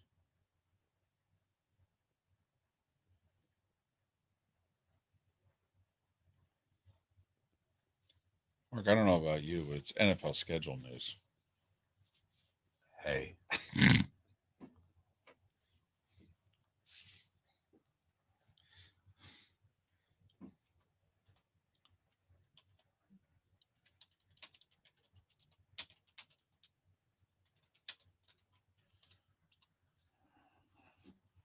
Oh, week 2 doubleheader. So which one will you do? Don't know. I'm guessing the ABC one. I'm guessing we'll do the one on the bigger station with the later start time. I wish the games were flipped. Although Philly early season to see them's not bad. You'll see Buffalo. I get you. Well, yeah, you're not going to get as many good games this year as you're used to getting. Oh, no. No, from a game standpoint. Oh, no. They left better games. Absolutely. Better games for a bigger audience. Yes. Right. No, this was for the money. Oh. You get a Super Bowl? In 5 years. Fox gets 2 of the next 3. It goes Fox, CBS, Fox, NBC, ABC. It really ruined my Super Bowl chances. Shit. They haven't announced, by the way, where, like, they know the next 3. They have not announced. You're supposed to at like an owners meeting this summer. come out and announce the next round of Super Bowls. Because it goes Arizona, Vegas, New Orleans. And after that, it's up in the air. Oh, absolutely. Listen, I think a Monday night game, Donkey, Denver goes to Seattle this year. That's got Monday Night Football written all over it. Russell Wilson returning to Seattle, that's got prime time written all over it. Don't think it's good enough for a Sunday night football game? Seth, that is really, really funny. Well, don't we get them for being in Florida? Or did they stop that? Free? Florida media? Remember we used to... Yeah, I've never gotten a free ticket to Disney in my life. Huh. I think I would decline a free ticket to Disney. Wow. So much that place sucks. It is the Miami Heat of theme parks. I don't know what that means. I don't know what you mean by that. I don't know what you mean by that. You said it sucks. Oh, it sucks. Oh, wow. It's more like the Orlando Magic of theme parks. Quite literally. See what you did there.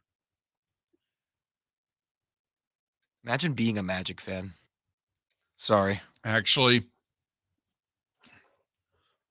that's tough. I would rather not imagine that, actually. That's tough. Thanks, Trey.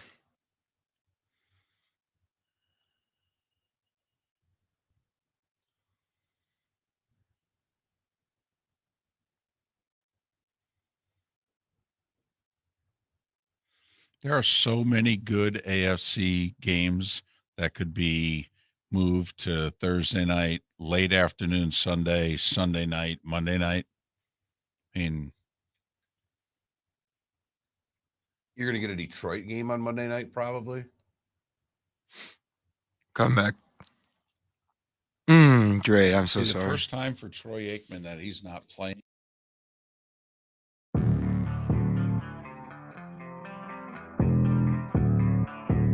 Thanks for listening. And now, more of Miller and Moulton on the Florida Sports Network.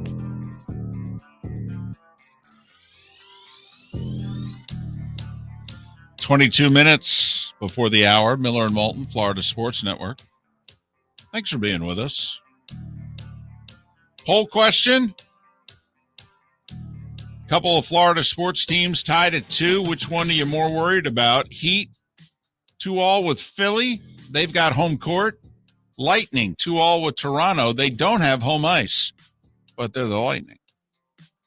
That's our poll question. That Mark Miller, the David Moulton, FL Sports Network on Twitter, or you can go to the FloridaSportsNetwork.com. Have you ever anticipated an NFL schedule like you're anticipating this year's NFL schedule? Because before you and I teamed up and did afternoons together, Right? way back when, you would treat the NFL schedule as if you'd play the line from the jerk. The new Right. phone books are here. The new phone books are here, because they would come out literally right as you were going on the air, or right before, or during, whatever the case may be. But they used to come out in the afternoon. They would start getting leaked out, and by 4 o'clock, we'd have the whole thing. Correct. Right? And I came on the air, and then we came on the air at 2. And so, from 2 to 4, it would come out in drips and drabs. And then by 4, you knew the schedule. And it was bad radio. Hey, I mean, we're taking calls back then. Hey, can you give me the Green Bay schedule? Sure, we'll give you the Green Bay schedule. Let's play the schedule game. Go through. I got the Dolphins at 10-6. Meanwhile, they're coming off a 1-15 season. Sure you do. Right. So that would happen.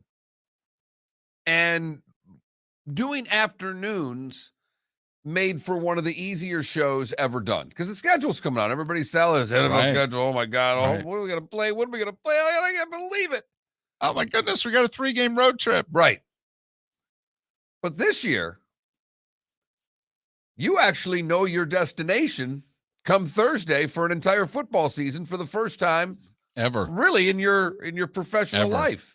And this will be, darn near, year 17, I guess, doing the SEC on CBS. And so even though outside of a couple of games, the schedule is not out, but I can take a look at that week's schedule of games.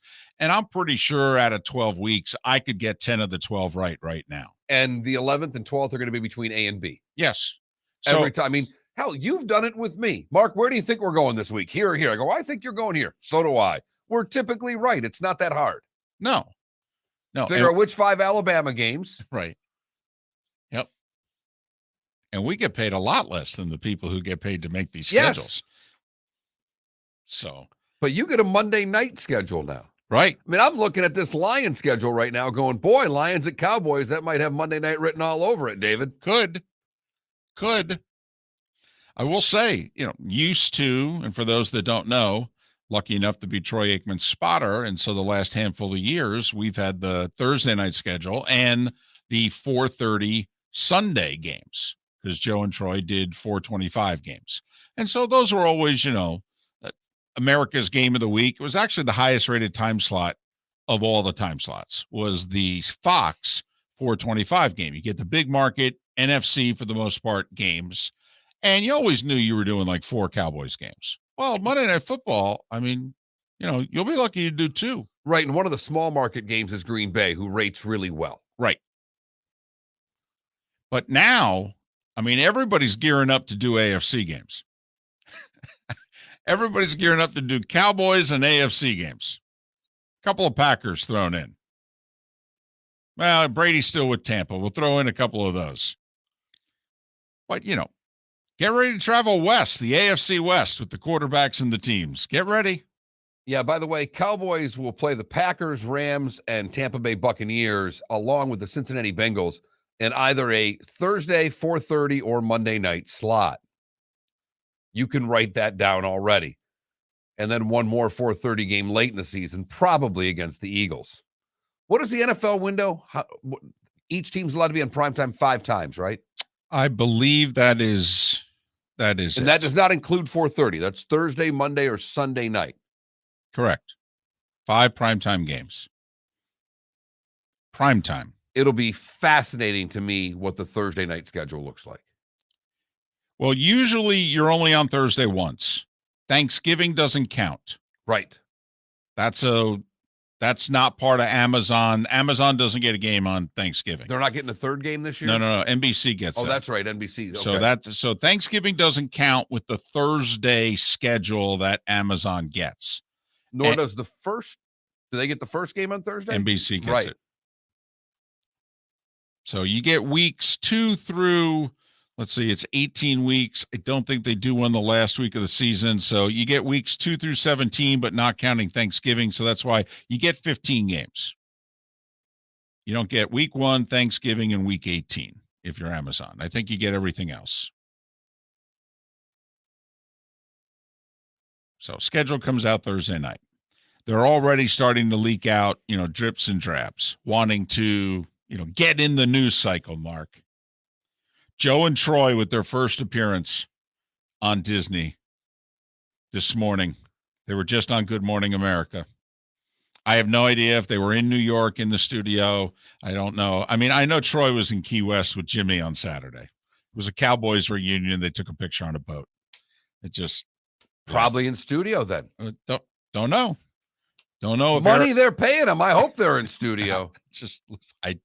just saying. I don't know. I've seen Jimmy on his boat in the Keys before. Actually, that dude lives the greatest life. Darn right he does. You know what? Good for him. Good for him.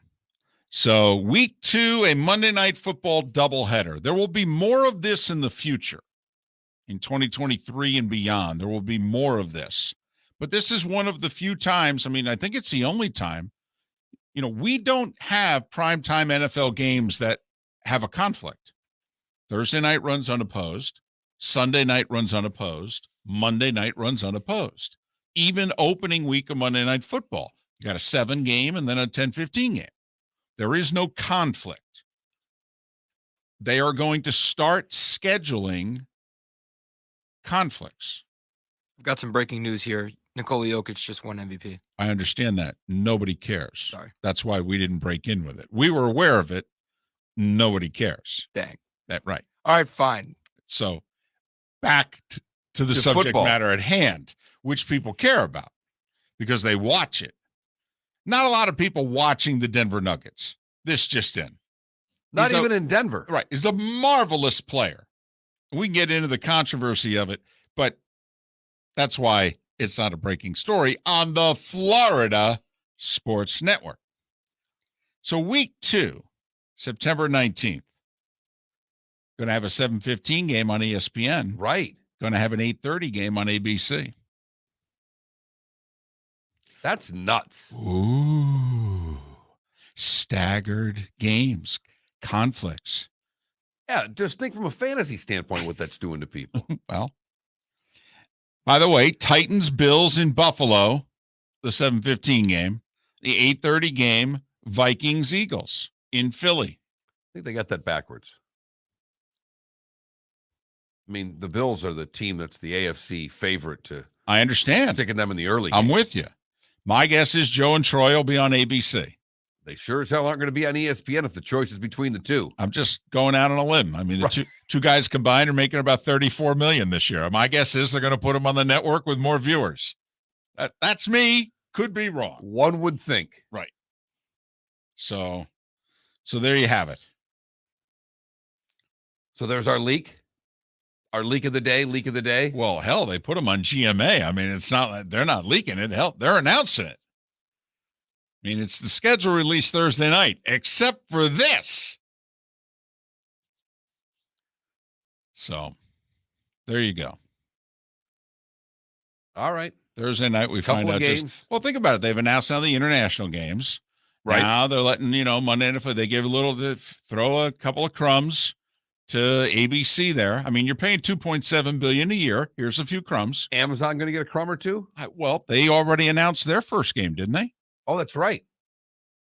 Wasn't it Chargers Chiefs in Kansas City? See, you're paying, what you're paying, which is double what we were making on Thursday Night Football before. I mean, for 20% of the people to be able to see it. Right. So here's a few crumbs. Thanks for playing. So, CBS will get some crumbs here. NBC will get some crumbs here. And then we'll do the schedule Thursday night. Phil's got this thing figured out, Mark. I don't know if you're aware. They sure do. We got a text line. It's texting the keyword FSN radio to 21,000. FSN radio to 21,000. People, texting away this morning from horse racing questions to basketball questions to boxing questions. Whoa! Canelo gets beat over the weekend. Well, but he went up in weight class. I mean, he's fighting at 175. He's fought there once before. I thought the most interesting thing about it is right after the fight, he said he wants a rematch. He wants to go right back up to the same weight class, fight the same guy, and do it again. And the guy said, yeah, absolutely. Let's do it. I mean, because he's fighting the guy at his weight class. I understand. That's what the hell happened to him. He just asked what the hell happened to him. He jumped up to 176 or whatever it was and fought a guy at 176, and that's a pretty heavy weight for Canelo. He's smaller. The guy was a much taller fighter and was able to keep him in the length and beat him. What I saw was it was a pretty even fight for the first half of the fight. And then the other guy was just bigger, stronger, and at that weight outclassed him. So that's what happened. But yes, there was a fight of some consequence. Canelo's kind of a big deal and that sort of thing. And I'd go with kinda. He's a big deal in that sport. He's kind of a big deal. Right. Right.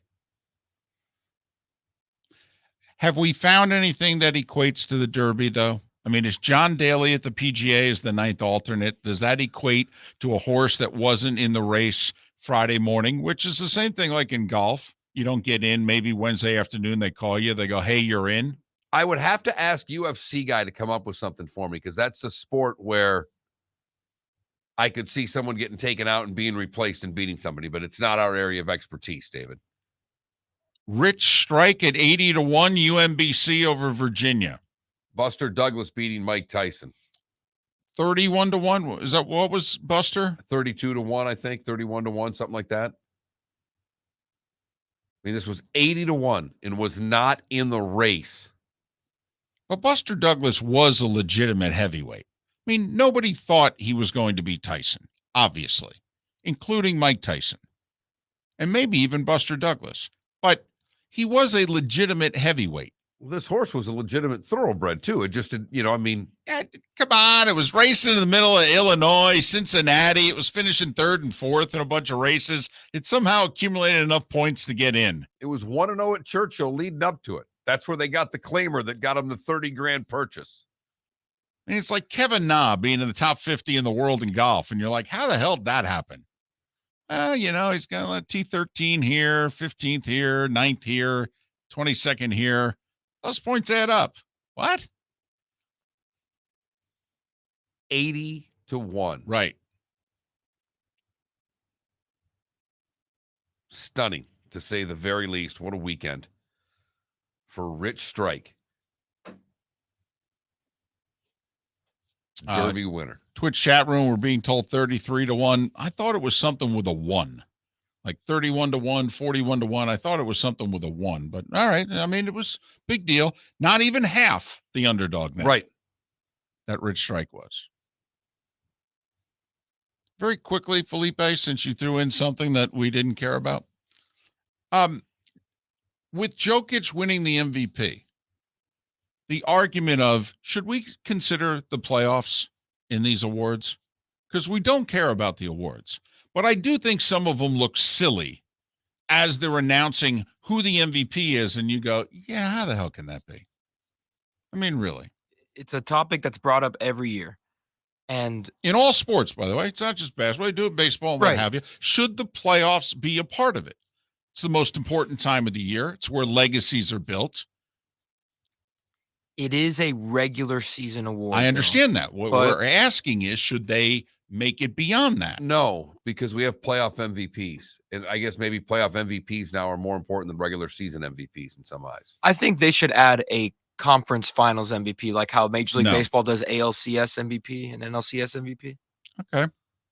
I'm not a fan of it. Like hockey has the playoff MVP. It's called the Conn Smythe Award. Right. Oh, that's cool. See, I like that. Like the NBA has the NBA Finals MVP. So that's why a role player could technically win the Finals MVP. Andre Iguodala. Yeah. I mean, Danny Green could have won it the one year with the Spurs, quite frankly. But yes, Jokic of the Nuggets won the MVP. And I think we're all better people for knowing that when we knew it. So what is it, 2 in a row? Giannis 2 in a row, Jokic 2 in a row? Yep. Right. Really a toss-up between him and Joel. And the 4 years that those guys, split the MVP awards, their teams didn't make it to the finals on either 4. Miller and Moulton. Hey, thanks for listening. Florida Sports Network. David Moulton for Napa Auto Parts, and Napa Filters. Insist on Napa Filters for your vehicles, or if you're a do-it-yourselfer, only buy Napa Filters. Napa has a filter for almost anything on earth that moves, whether it's motorcycles, foreign and domestic cars, vans, SUVs, earth-moving equipment. You get the idea. Napa Auto Parts, Napa Filters. Insist on them for your vehicles, or if you're do-it-yourselfer, only buy Napa Filters. Bring your big mouth to John Smith Subs and indulge in their overstuffed subs with the freshest quality ingredients. Enjoy our famous steak bomb with perfectly grilled marinated sirloin steak topped with provolone cheese, grilled onions, peppers, mushrooms, crispy bacon, juicy tomatoes, and creamy mayo. Boom! Made-to-order crispy fries can be paired with the Gator, the Cuban, the chicken bomb, or the Italian. Love local. Eat delicious with John Smith Subs. Find a John Smith Subs location near you today. Hey, it's Mark Miller for the Training Grove by Orange Whip Golf, where golfers go to get better. Improve your golf game from home with Orange Whip Golf and Fitness online swing training program, The Training Grove. With a growing swing training video library and a daily program prescribed by golf fitness professionals, The Grove provides a clear path to unlock your most powerful swing, giving you control of your game like never before. Join thousands like me who have finally found a way to achieve results in half the time of traditional game improvement methods with The Grove's revolutionary blend of golf fitness, instruction, and award-winning Orange Whip products. Go to orangewhipgolf.com to get started for a free 14-day risk-free trial. And use code Miller10 to get $20 off your first month. That's orangewhipgolf.com to get started for a free 14-day risk-free trial. Remember to use code Miller10. That will get you $20 off your first month. The Training Grove by Orange Whip Golf. where golfers go to get better. David Moulton for Napa, Napa Auto Parts, and Napa Filters. Insist on Napa Filters for your vehicles, or if you're a do-it-yourselfer, only buy Napa Filters. Napa has a filter for almost anything on earth that moves, whether it's motorcycles, foreign and domestic cars, vans, SUVs, earth-moving equipment. You get the idea. Napa Auto Parts, Napa Filters. Insist on them for your vehicles, or if you're a do-it-yourselfer, only buy Napa Filters. Bring your big mouth to John Smith Subs and indulge in their overstuffed subs with the freshest quality ingredients. Enjoy our famous steak bomb with perfectly grilled marinated sirloin steak topped with provolone cheese, grilled onions, peppers, mushrooms, crispy bacon, juicy tomatoes, and creamy mayo. Boom! Made-to-order crispy fries can be paired with the Gator, the Cuban, the chicken bomb, or the Italian. Love local. Eat delicious with John Smith Subs. Find a John Smith Subs location near you today. You are listening to Miller and Moulton on the Florida Sports Network.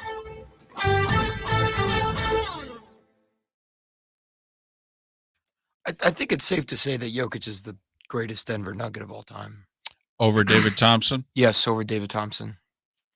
And over Alex English. And over Carmelo Anthony. Well, I could definitely say over Melo because he didn't stay there long enough. He was there a while. But he was there. When did he get traded? 2011. He got there for the 24 season. So he was there like 7.5 years, I think. Yeah, Jokic is basically eclipsing that. But yeah, I would have liked to have seen Joel won it, but they're just at the same level. And I think that Jokic's situation just deemed him more valuable because he didn't have his second or third scoring option the entire season. So I walked down to the bathroom. No, you're good. I just walked down that way. Mm-hmm. Big Mama's in like a winter coat inside of the studio. I saw that. With the door open, I think. Yeah. I noticed that. Yeah.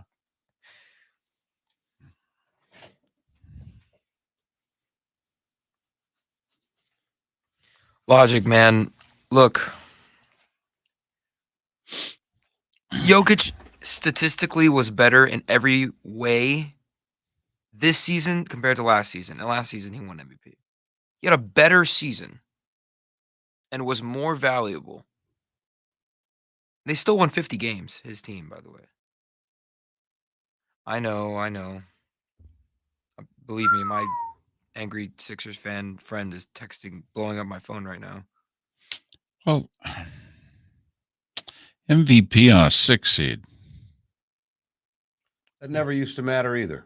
He averaged 27 and 13.8 rebounds per game and like 7 assists. I mean, come on. It was a toss-up.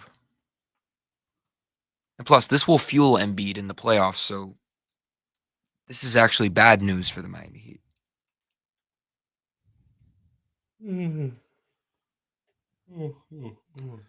Okay. You can only have one. Who would you pick? If I'm starting a team? Oh, yeah, whatever. One game, Joel. Season, Jokic. Because Jokic plays more games. You're putting a team together. Jokic. He plays more games. But you put a team together based on winning in the playoffs. The object is not to be a better seed in the regular season. The object's to win in the spring. Who are you going to win more games with in the spring?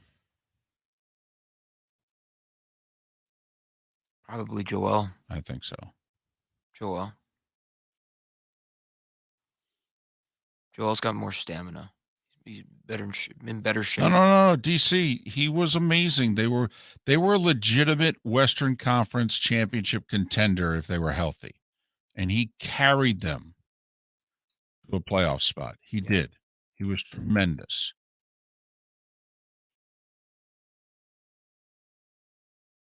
Without him, they're the Orlando Magic this year. Yeah, pretty much. 27.1 points, 13.8 rebounds, 7.9 assists. So, no, I'll just keep it to myself. Okay.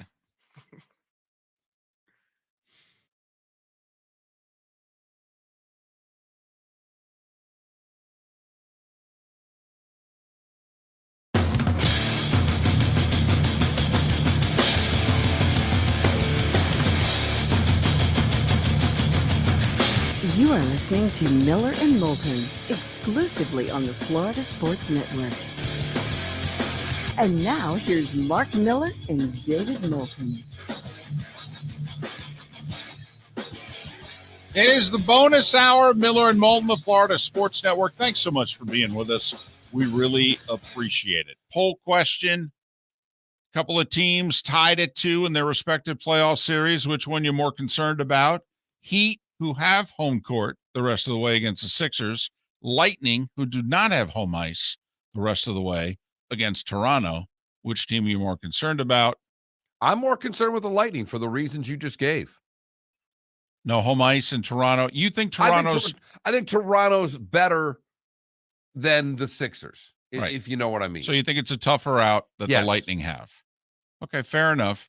And because of Lowry's injury, because of Embiid remarkably coming back and playing at the level that he is, and the fact that the Lightning have the best goalie in the world until proven otherwise, I think the Heat are more vulnerable in the current position that they're in. That's our poll question. That Mark Miller, the David Moulton, FL Sports Network, all on Twitter, floridasportsnetwork.com website. And if you miss any of our show, you can always go to floridasportsnetwork.com or millerandmoulton.com and download our podcasts.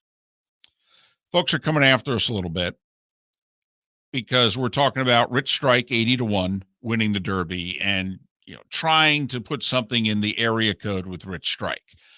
Now, we didn't mention the obvious, and we never mention the obvious. No.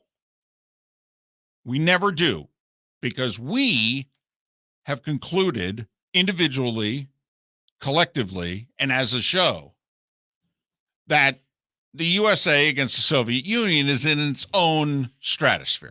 They're not going to do a movie about Rich Strike, okay? Although they could. They could. And you know what? And they might. It wouldn't be as good as Miracle. No. I mean, if for no other reason, that the horse doesn't talk. But although let me tell you, best post-race interview a horse has ever done. Got punched, bit the guy, got punched again, bit him again.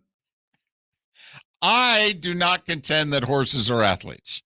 And my go-to line when questioned about it is, when you can interview them in the postgame, then they're athletes. This horse, unable to be interviewed. However, you could argue was quotable after the race.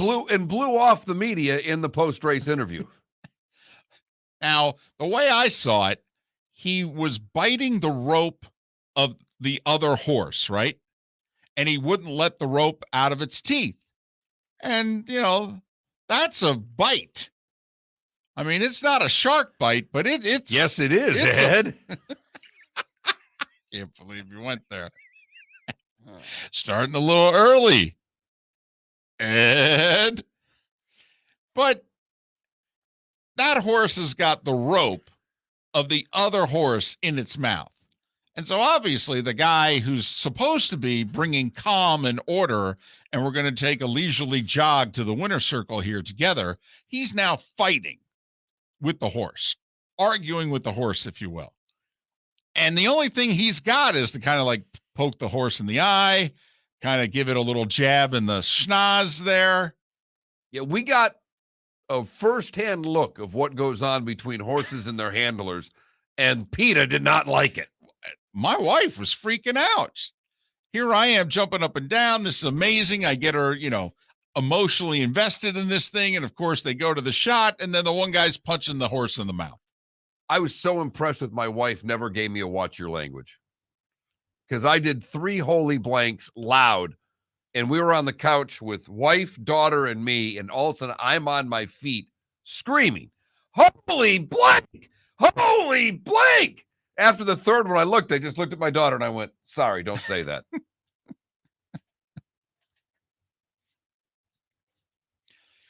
But we didn't go there. We went UMBC as a 16, beating Virginia 1.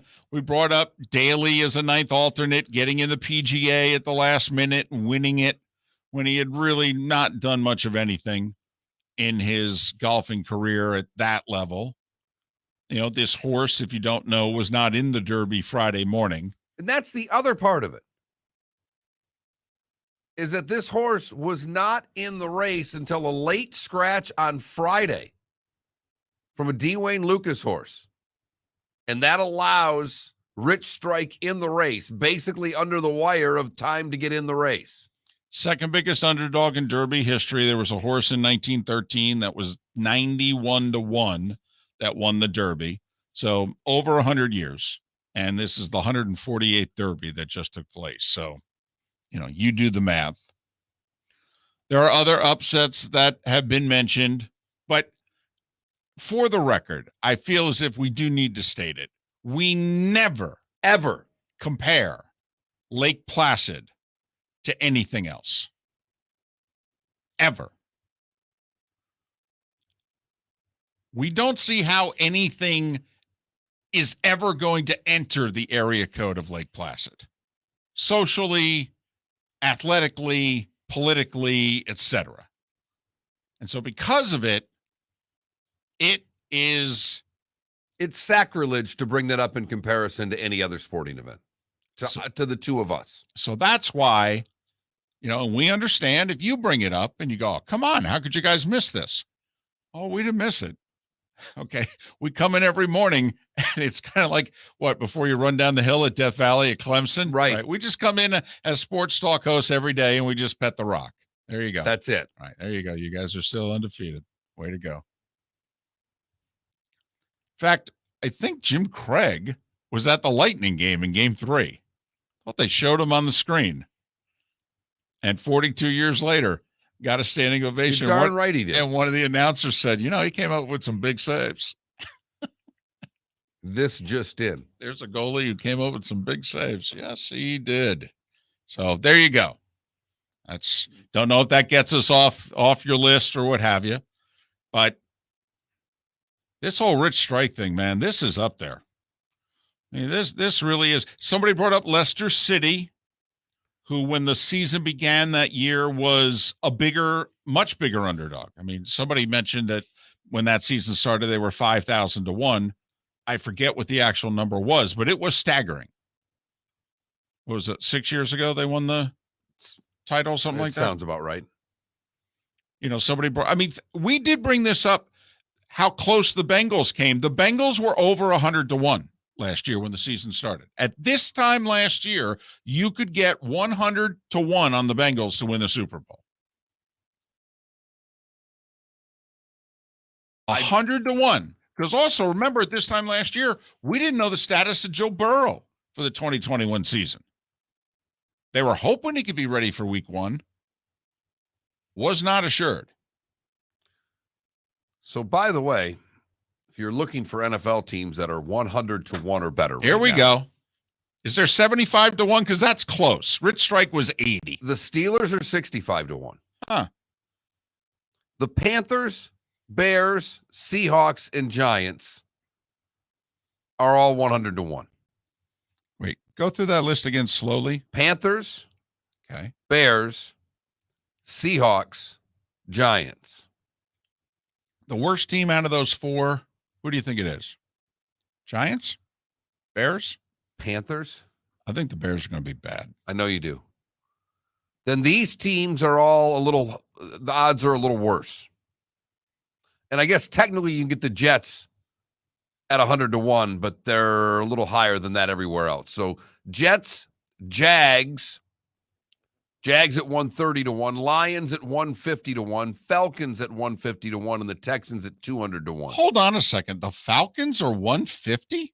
They won 7 games last year. Okay, they did trade Matt Ryan, but the Lions? Let me double check here. Yeah, I had to get to a better site. But yeah, the Falcons, Lions, the Houston Texans have the longest odds.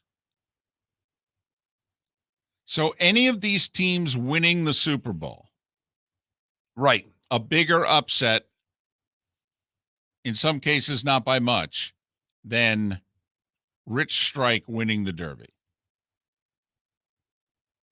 Some pretty big odds on the Steelers, by the way. When's the last time the Steelers were 60-something-1 to win the Super Bowl? Steelers have bigger odds or higher odds than the Washington Commanders do. Wow. Do we think the Steelers have ever been 60-something to 1 to win the Super Bowl this century? No. I mean, they had one down year under Cowher in like 03, I think it was. But I don't think people saw the down year coming, so I don't think the odds were that outrageously bad heading into the season. I mean, it's been a long time, 60-something to 1 with the Steelers. Out of these teams, would you even bet on one of them making the playoffs? Bears, Giants, Seahawks, Panthers, Jags, Jets, Falcons, Lions, Texans. You got to put money on one of them to make just the postseason right now. Damn. I don't know if I could do it right now off the top of my head. I really don't. It would be so hard to do for an AFC team, of which there's only a couple on here. Yeah, I do think you have to pick an NFC team. Well, the only AFC teams on here are the Texans and the Jags and the Jets. That's what I'm saying. They just cross the line through those three. The Lions are on Hard Knocks. I mean, that's a reason enough to pick them. We're going to fall in love with them. Dan Campbell. By the end of this, people will be telling you funny things about the Detroit Lions. Biting kneecaps. Right. So it's got to be an NFC team. What are our NFC options again? Bears. No way. Giants. Make the playoffs. Seahawks. I mean, the Giants are in a really bad division. Panthers. Falcons. Lions. You're not going to believe this. I might actually throw the shekels on the Lions. That's not a bad offense they put together. No. They got one of the receivers. receivers won't be there until halfway through the season at best. Got a good tight end. They do. Got 3 really good 2 tackles and a center. And they have DeAndre Swift, who's unproven, though. Inconsistent. All right. Got to stay healthy. True, but he does play for the Lions. Which means he'll be hurt and not play for the Lions. And inconsistent. And of course, you can always fall back on. And a quarterback who's taken a team to a Super Bowl. That's the team. That's the one, David. 150 to 1. But just to give you an idea, I mean, the Bengals from last year nearly pulled it off. They were 100 to 1. They were nearly Rich Strike at the Derby. Miller and Moulton. Thanks for being with us. Florida Sports Network. Hey, it's Mark Miller for the Training Grove by Orange Whip Golf, where golfers go to get better. Improve your golf game from home with Orange Whip Golf and Fitness online swing training program, The Training Grove. With a growing swing training video library and a daily program prescribed by golf fitness professionals, The Grove provides a clear path to unlock your most powerful swing, giving you control of your game like never before. Join thousands like me who have finally found a way to achieve results in half the time of traditional game improvement methods with The Grove's revolutionary blend of golf fitness, instruction, and award-winning Orange Whip products. Go to orangewhipgolf.com to get started for a free 14-day risk-free trial and use code Miller10 to get $20 off your first month. That's orangewhipgolf.com to get started for a free 14-day risk-free trial. Remember to use code Miller10. That will get you $20 off your first month. The Training Grove by Orange Whip Golf, where golfers go to get better. David Moulton for Napa Auto Parts, and Napa Filters. Insist on Napa Filters for your vehicles, or if you're a do-it-yourselfer, only buy Napa Filters. Napa has a filter for almost anything on earth that moves, whether it's motorcycles, foreign and domestic cars, vans, SUVs, earth-moving equipment. You get the idea. Napa Auto Parts, Napa Filters. Insist on them for your vehicles, or if you're do-it-yourselfer, only buy Napa Filters. Bring your big mouth to John Smith Subs and indulge in their overstuffed subs with the freshest quality ingredients. Enjoy our famous steak bomb with perfectly grilled marinated sirloin steak topped with provolone cheese, grilled onions, peppers, mushrooms, crispy bacon, juicy tomatoes, and creamy mayo.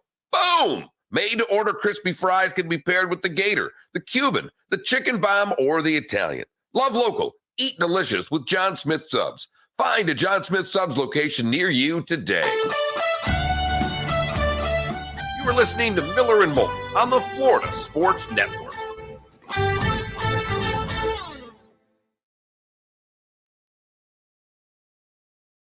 Yeah, there's a good chance I finish Ozark today. I got 3 of them. There's a really good chance. We ripped them off in a row. We watched them boom, boom, boom. There's a really good chance. I worked out yesterday. My legs are a little sore. I want to go for a walk today, but then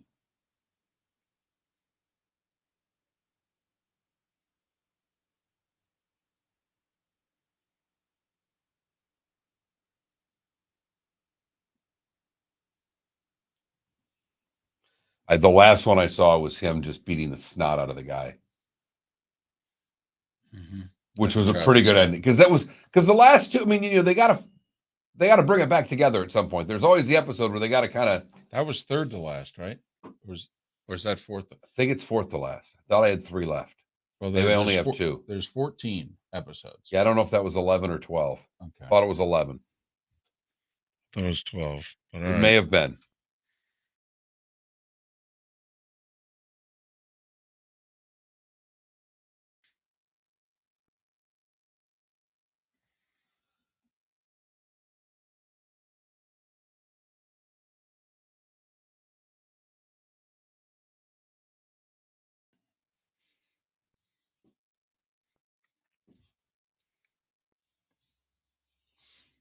Felipe, next time you could jump in and go, hey, breaking news.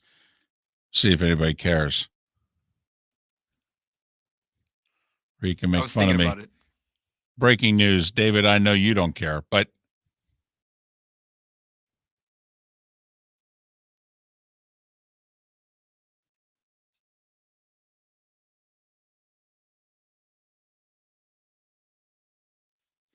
bum, bum, ba-dum, bum.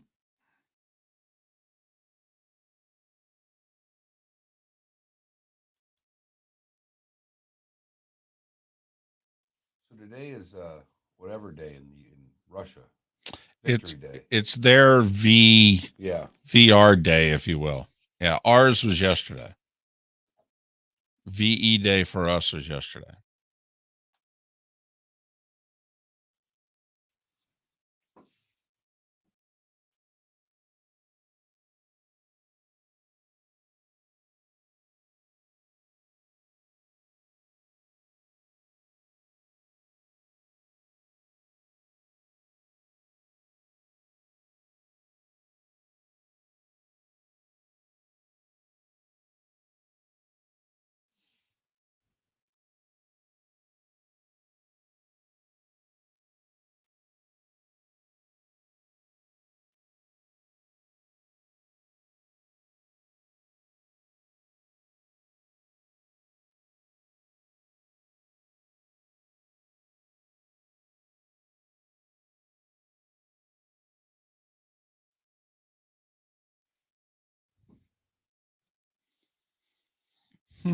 No, I'm with you there, Donkey Teeth, but it is going to be difficult. Who you picking to finish last in that division?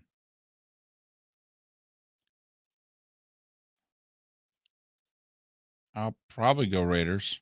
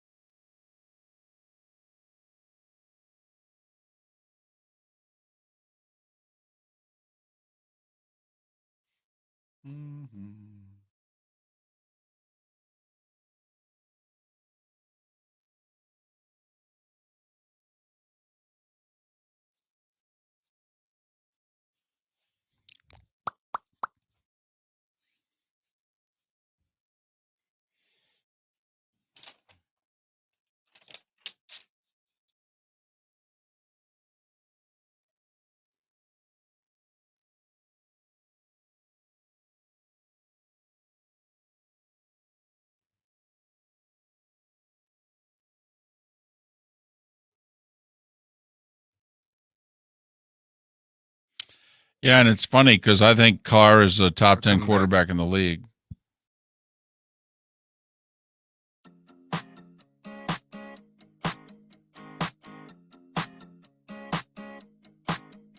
You're listening to Miller and Moulton, exclusively on the Florida Sports Network.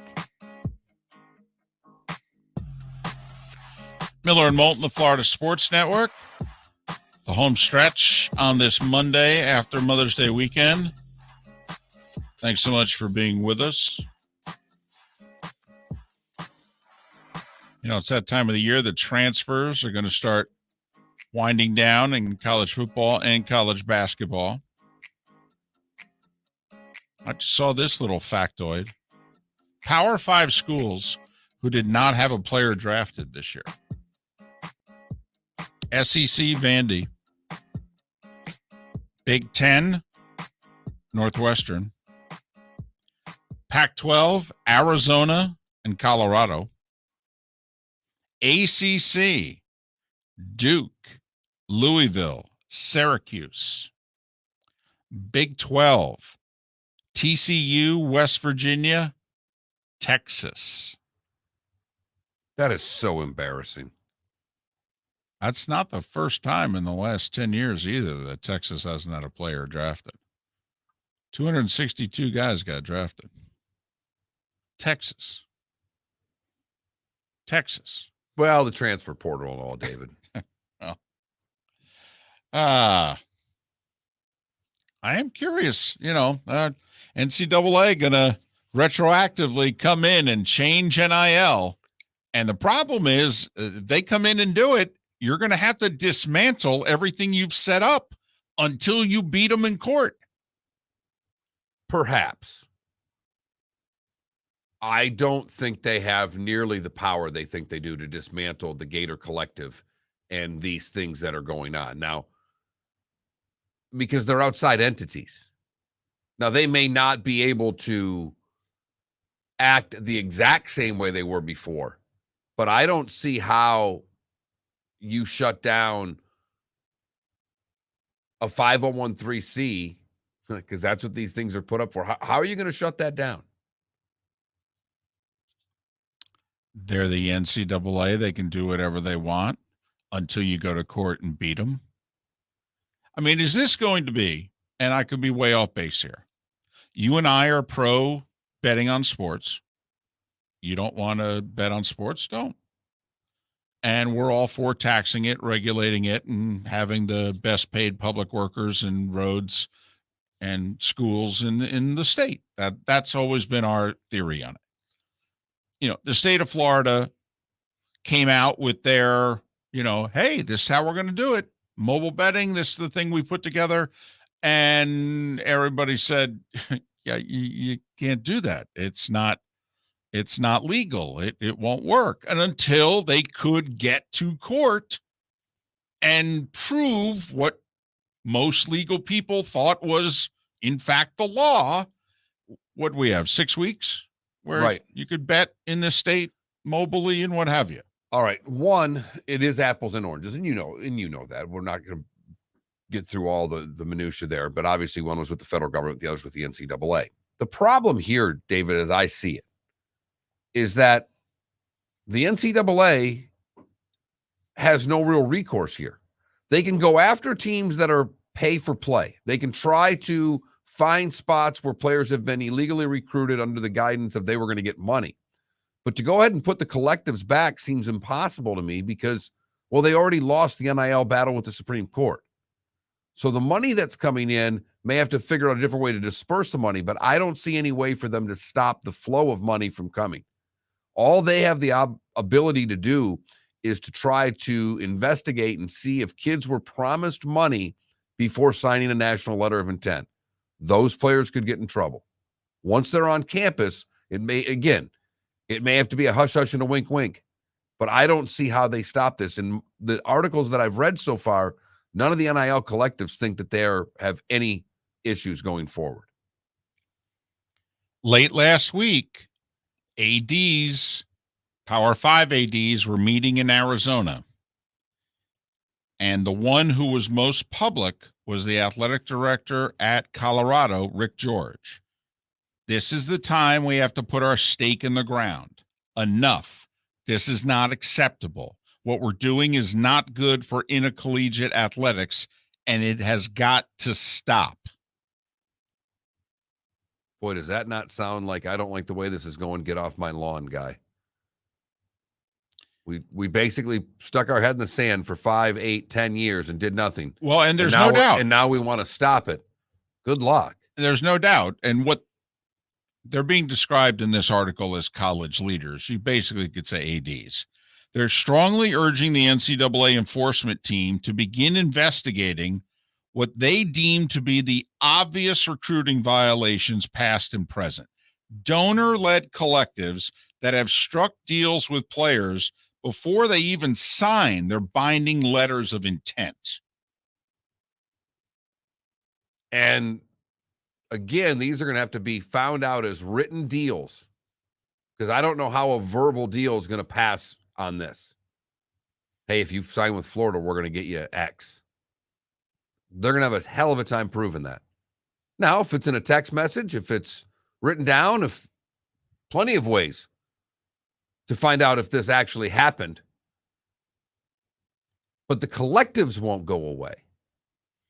You know, Darren Heitner, he tweeted over the weekend in which he said, this is concerning here. This is going to make what has now been set up for 10 months. He goes, this is going to make it messy.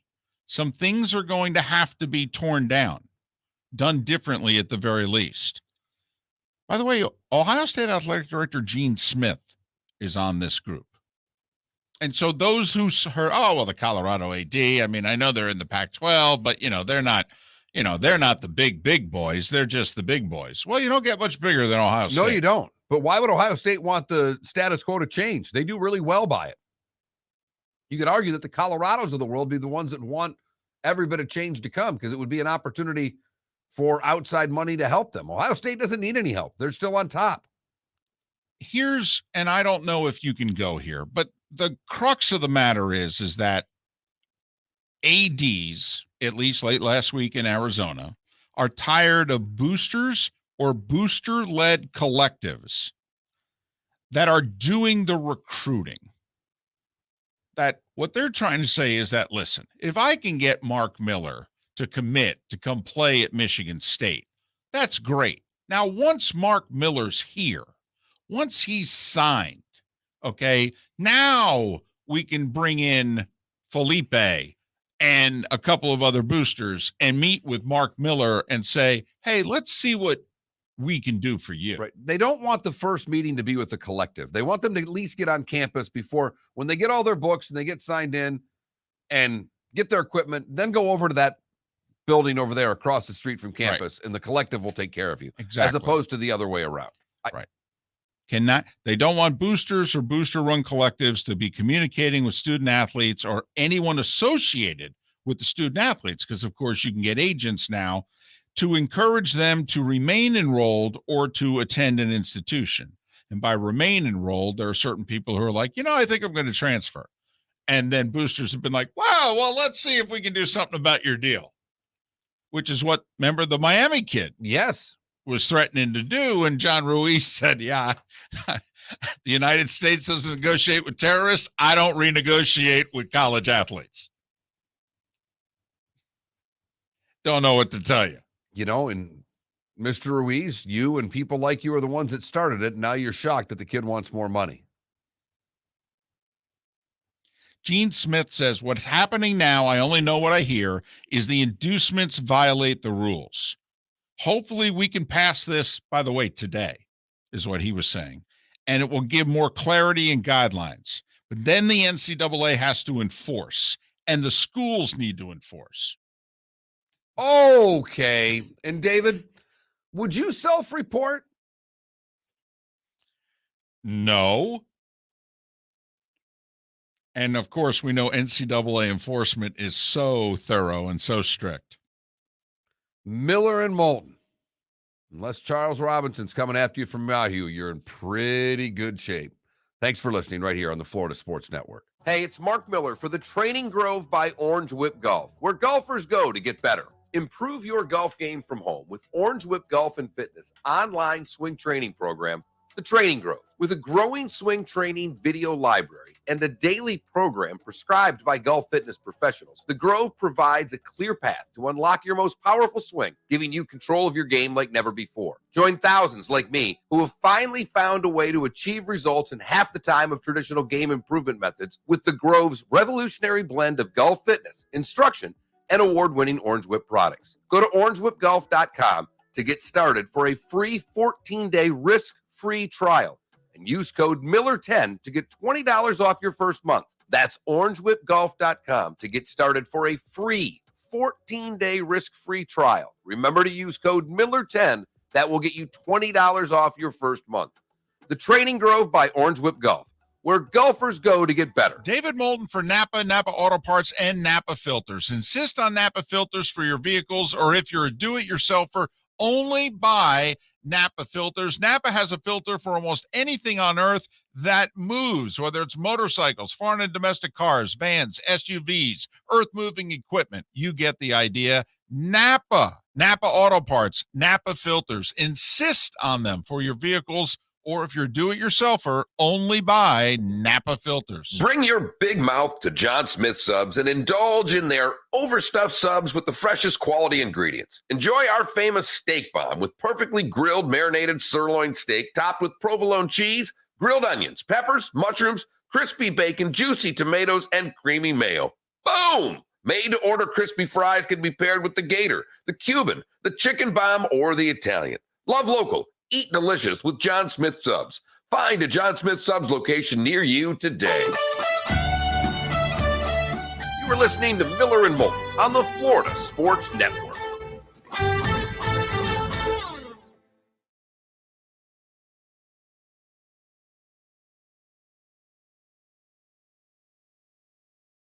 In the last two sets after losing the first set in a tiebreak. And he took out Zverev there like 1-3 in the final. 19? 19. Carlos Alcaraz. Interesting name. Will he escape? Look at you. Look at you.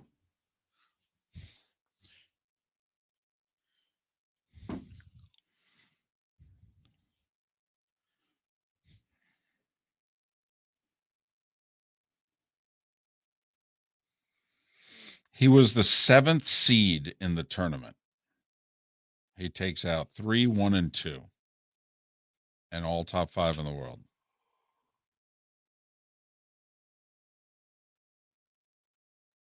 And he then proceeds to withdraw from the Italian Open.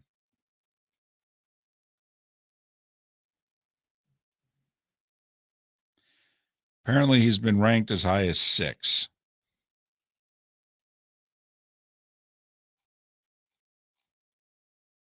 And he just turned 19 last week, Thursday.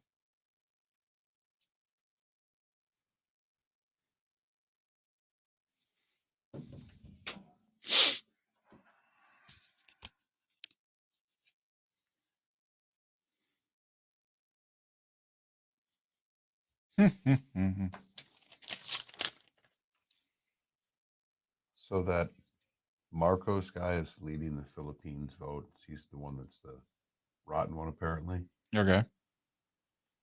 God tweets out, sorry, #Philippines. It appears I have forsaken you.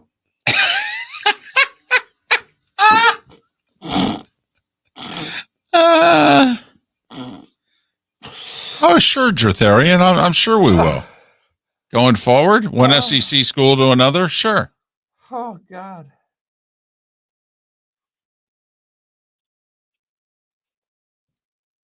I mean, we've already seen a kid play the game and go from Ohio State to Texas.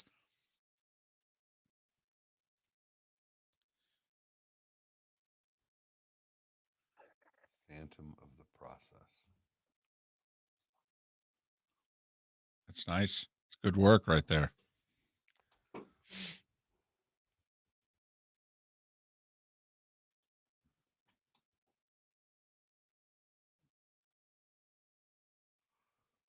Come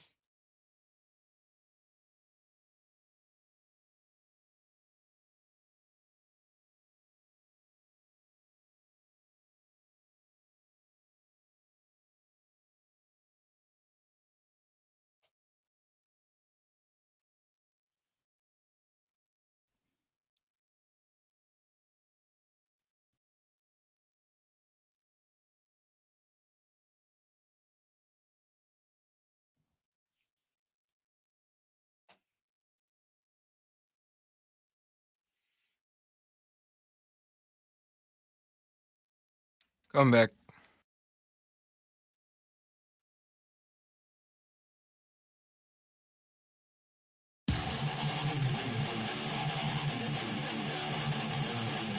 You're listening to Miller and Moulton, exclusively on the Florida Sports Network. 22 minutes until the top of the hour. Miller and Moulton, the Florida Sports Network. Pat Kerwin on the show tomorrow. We were talking a moment ago, little college football, the NIL. The deadline is come and gone if you've wanted to transfer. It was a week ago. But a lot of times it takes 2-3 extra days for the final paperwork to get in and all that. So the list is now out, Mark. Jeff Goodman just released the list. Nearly 360 Division I men's basketball programs. 360, nearly. Few shy. 10 did not have a scholarship player, not a walk-on. 10 of them did not have a scholarship player in the transfer portal this year. Duke, Miami, Kansas, Gonzaga, St. John's, Rutgers, LIU Brooklyn, Texas A&M Corpus Christi, Grambling, Army. By the way, it means players transferred from Navy and Air Force if they were on scholarship. Correct. I just thought I'd throw that out there. Absolutely. Right. Now, Duke had their whole starting five leave, but they're all playing professionally. And the Zags had a few that are going to the draft as Right. well. You know, Miami lost kids to graduation. But 6 big boys, if you will. Duke and Miami from the ACC, Kansas from the Big 12, national championship Kansas, by the way. Zags, who even though they're in the West Coast Conference, come on, they're a big boy. St. John's and Rutgers, Big East, Big 10. There you go. So 6 out of the, you want to include the Big East, it takes the numbers up to around 75. You throw in Gonzaga and a few others. So the top 80 programs, the power programs, 6 of them did not have a scholarship kid get up and leave. And you think that the NIL is what's bothering these coaches, folks. You're nuts. It's the portal that's got it first. They were already paying the players. That's nothing unusual. It's just coming from a different bank account now. but they were able to keep them. I don't know whether I want to watch Blue Chips when I go home or that one-on-one. That movie's now getting better. Well, so's Robbie Benson one-on-one.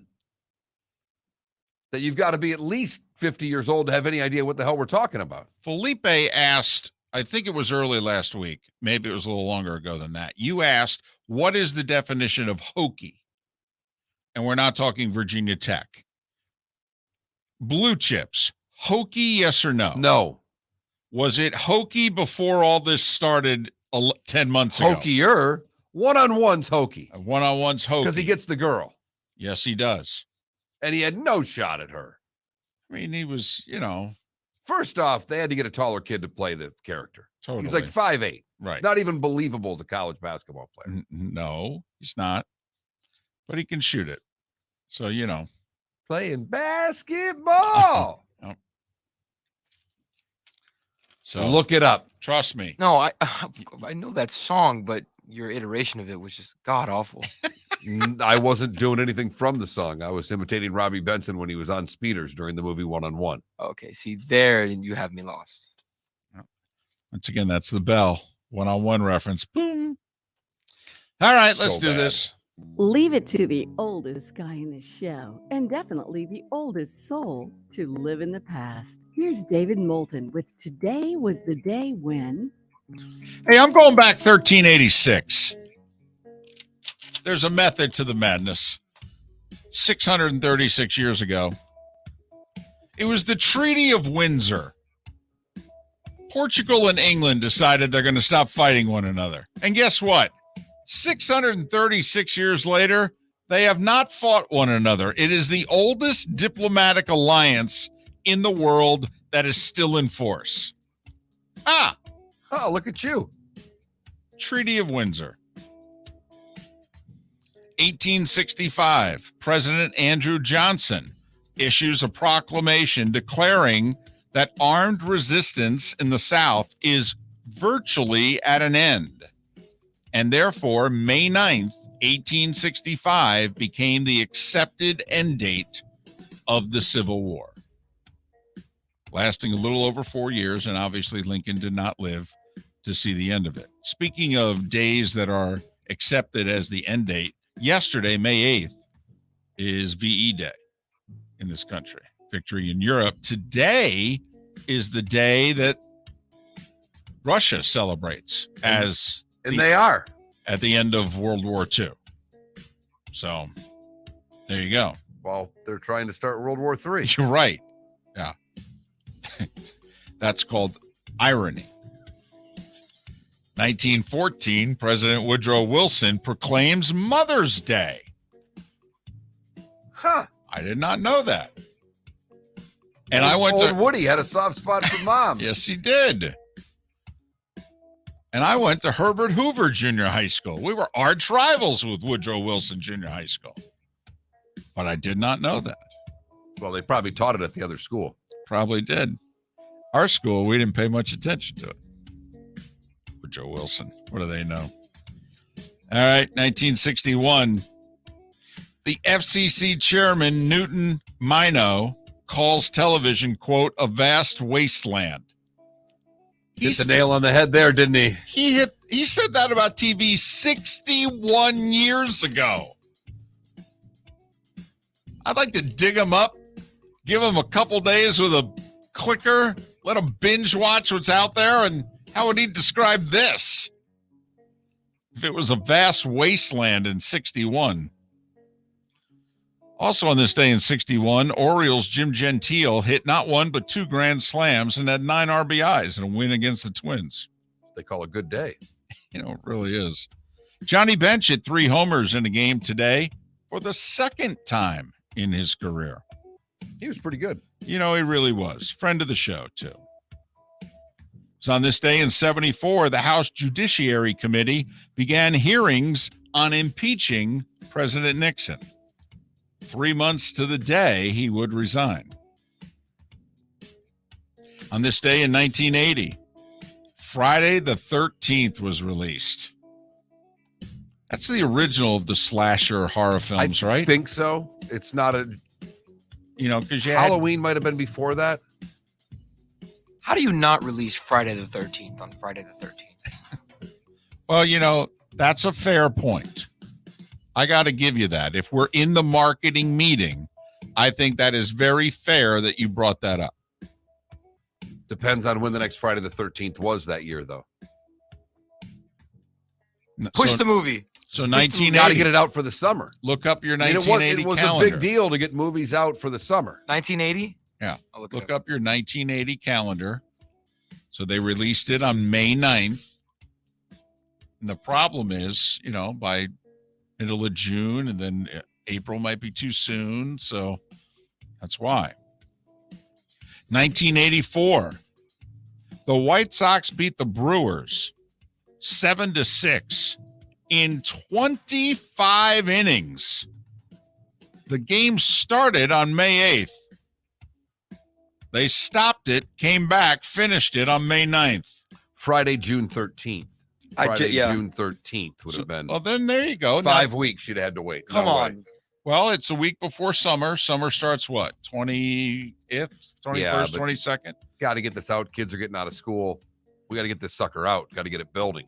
Would have been, tell you what though, Felipe, good idea. I think healthy debate in the marketing room. That's fair. Come on, guys. We should release Friday the 13th on, wait for it, Friday the 13th.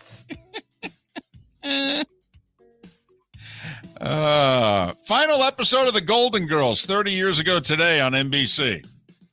1992. Doesn't do it for me the way it does it for many others. My wife loves that show. We all have our shows that we stop and Right. watch. I've learned not to fight with the Golden Girl crowd because they will come after you. Yeah, they're belligerent. Yeah. Try to go to breakfast and have those people mad at you. I believe it's called the 239.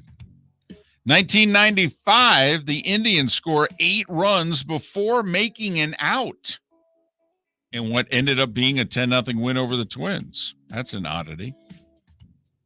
The Huffington Post website, sure, very popular in these parts, created on this day 17 years ago in 2005. Heck, we got over half our audience going, what the hell are you talking about?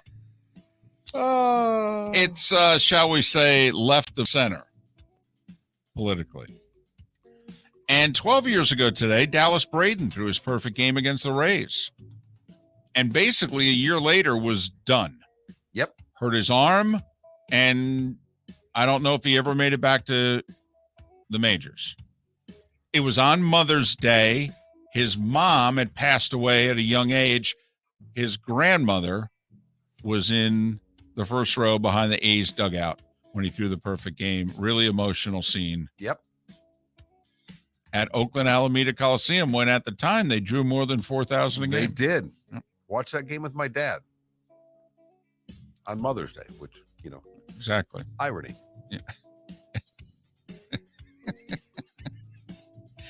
Kind of like Russia and the Ukraine right now. Right. Right. Yeah.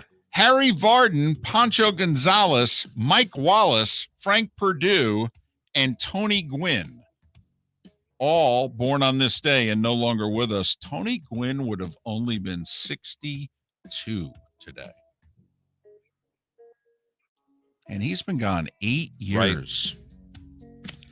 John Mahaffey and Calvin Murphy are both 74 today. Mahaffey won a PGA, and Calvin Murphy, best known for having the long consecutive free throw streak. Had that record for a long time. Stevie Eiserman is 57 today. Stevie Y, 57. Happy birthday, Captain. Prince Fielder is 38. Jake Long is 37. Robbie Anderson, wide receiver, Carolina, is 29. Trey Lance, Jimmy G's backup until we're told otherwise, is 22. Candace Bergen is 76 today. How old do you think the Piano Man is?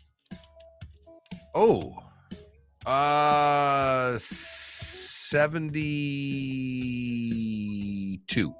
Billy Joel is 73 years old. It's a really good guess. And that is today was the day. 73 years old, huh? Yep. Mm-hmm. You've heard folks elsewhere mock Florida is gonna Florida. Well, Mark Miller sees it differently. He calls it the good, the bad, and the ugly. What you got, Mark? We go north to a small restaurant in London, Ontario, where Irene and Tony Demis own the restaurant. And, you know, David, back in the 70s, people were just a lot nicer, apparently, because a bright-eyed chef in her 20s, she would exchange for daily fresh flowers, soup, and a sandwich next door to the florist. That's how they'd get flowers in there. And an English painter who came in every day. They'd get some paintings for him in exchange for a grilled cheese sandwich. Turns out one of those paintings is worth $35,000. That'd be one great sandwich. For the bad, we go to St. Johns County, where at Point Verda High School, students and faculty walking in Thursday morning walked into a dead shark hanging from the ceiling of the school. Damn, is this like the horse in the bed in The Godfather? No, it was a senior prank gone wrong. By all accounts, some kids caught the shark, gutted the shark, froze the shark, hung the shark. Wow. A lot of work. Yeah. School got rid of the shark before Fish and Wildlife could check out the shark, which is probably good news for the seniors that did the pranking. Finally, the ugly. Do you let him graduate after that? Oh, come on. Lighten up, Francis. That was just a question. Well, I'm letting them graduate. I mean, I let people graduate, if not for their parents and grandparents. Apparently, it's important to them. It is. Get them a card when you can. For the ugly, we go to Blair County, Pennsylvania, where Larry Williams, and it says Lawrence Williams, but there is not a doubt in my mind that he goes by Larry or Lair, because he showed up for his arraignment on DUI charges drunk. Not to mention that he drove his vehicle to court, where District Judge Fred Miller saw him visibly drunk and red, bloodshot eyes. It's his third DUI in recent times, and he didn't get to leave this time. Combined bail was set for $40,000, and, well, for showing up drunk to a DUI case, he'll spend a little time in the Blair County prison. And that, David, is the good, the bad, and the ugly on today, May the 9th, 2022. All right, big day, Mark. Big day. First off, baseball. Rays and Marlins, both in action. They're both on the road. Rays are in Los Angeles to take on the Angels. Marlins are in Arizona to face the Diamondbacks. Reds trying to win 2 in a row for the first time this year, hosting Milwaukee. NHL for playoff series, Panthers in Washington. Do they even the series at 2? Rangers in Pittsburgh, Calgary in Dallas. Colorado looks for the sweep in Nashville. NBA, Milwaukee a 1-point favorite at home against Boston. Golden State 10.5-point favorite with likely no Ja against Memphis. I'll lay the point with Golden State. I think they win and cover. I think the Panthers even it up tonight, Miller and Moulton. David Moulton for Napa Auto Parts, and Napa Filters. Insist on Napa Filters for your vehicles, or if you're a do-it-yourselfer, only buy Napa.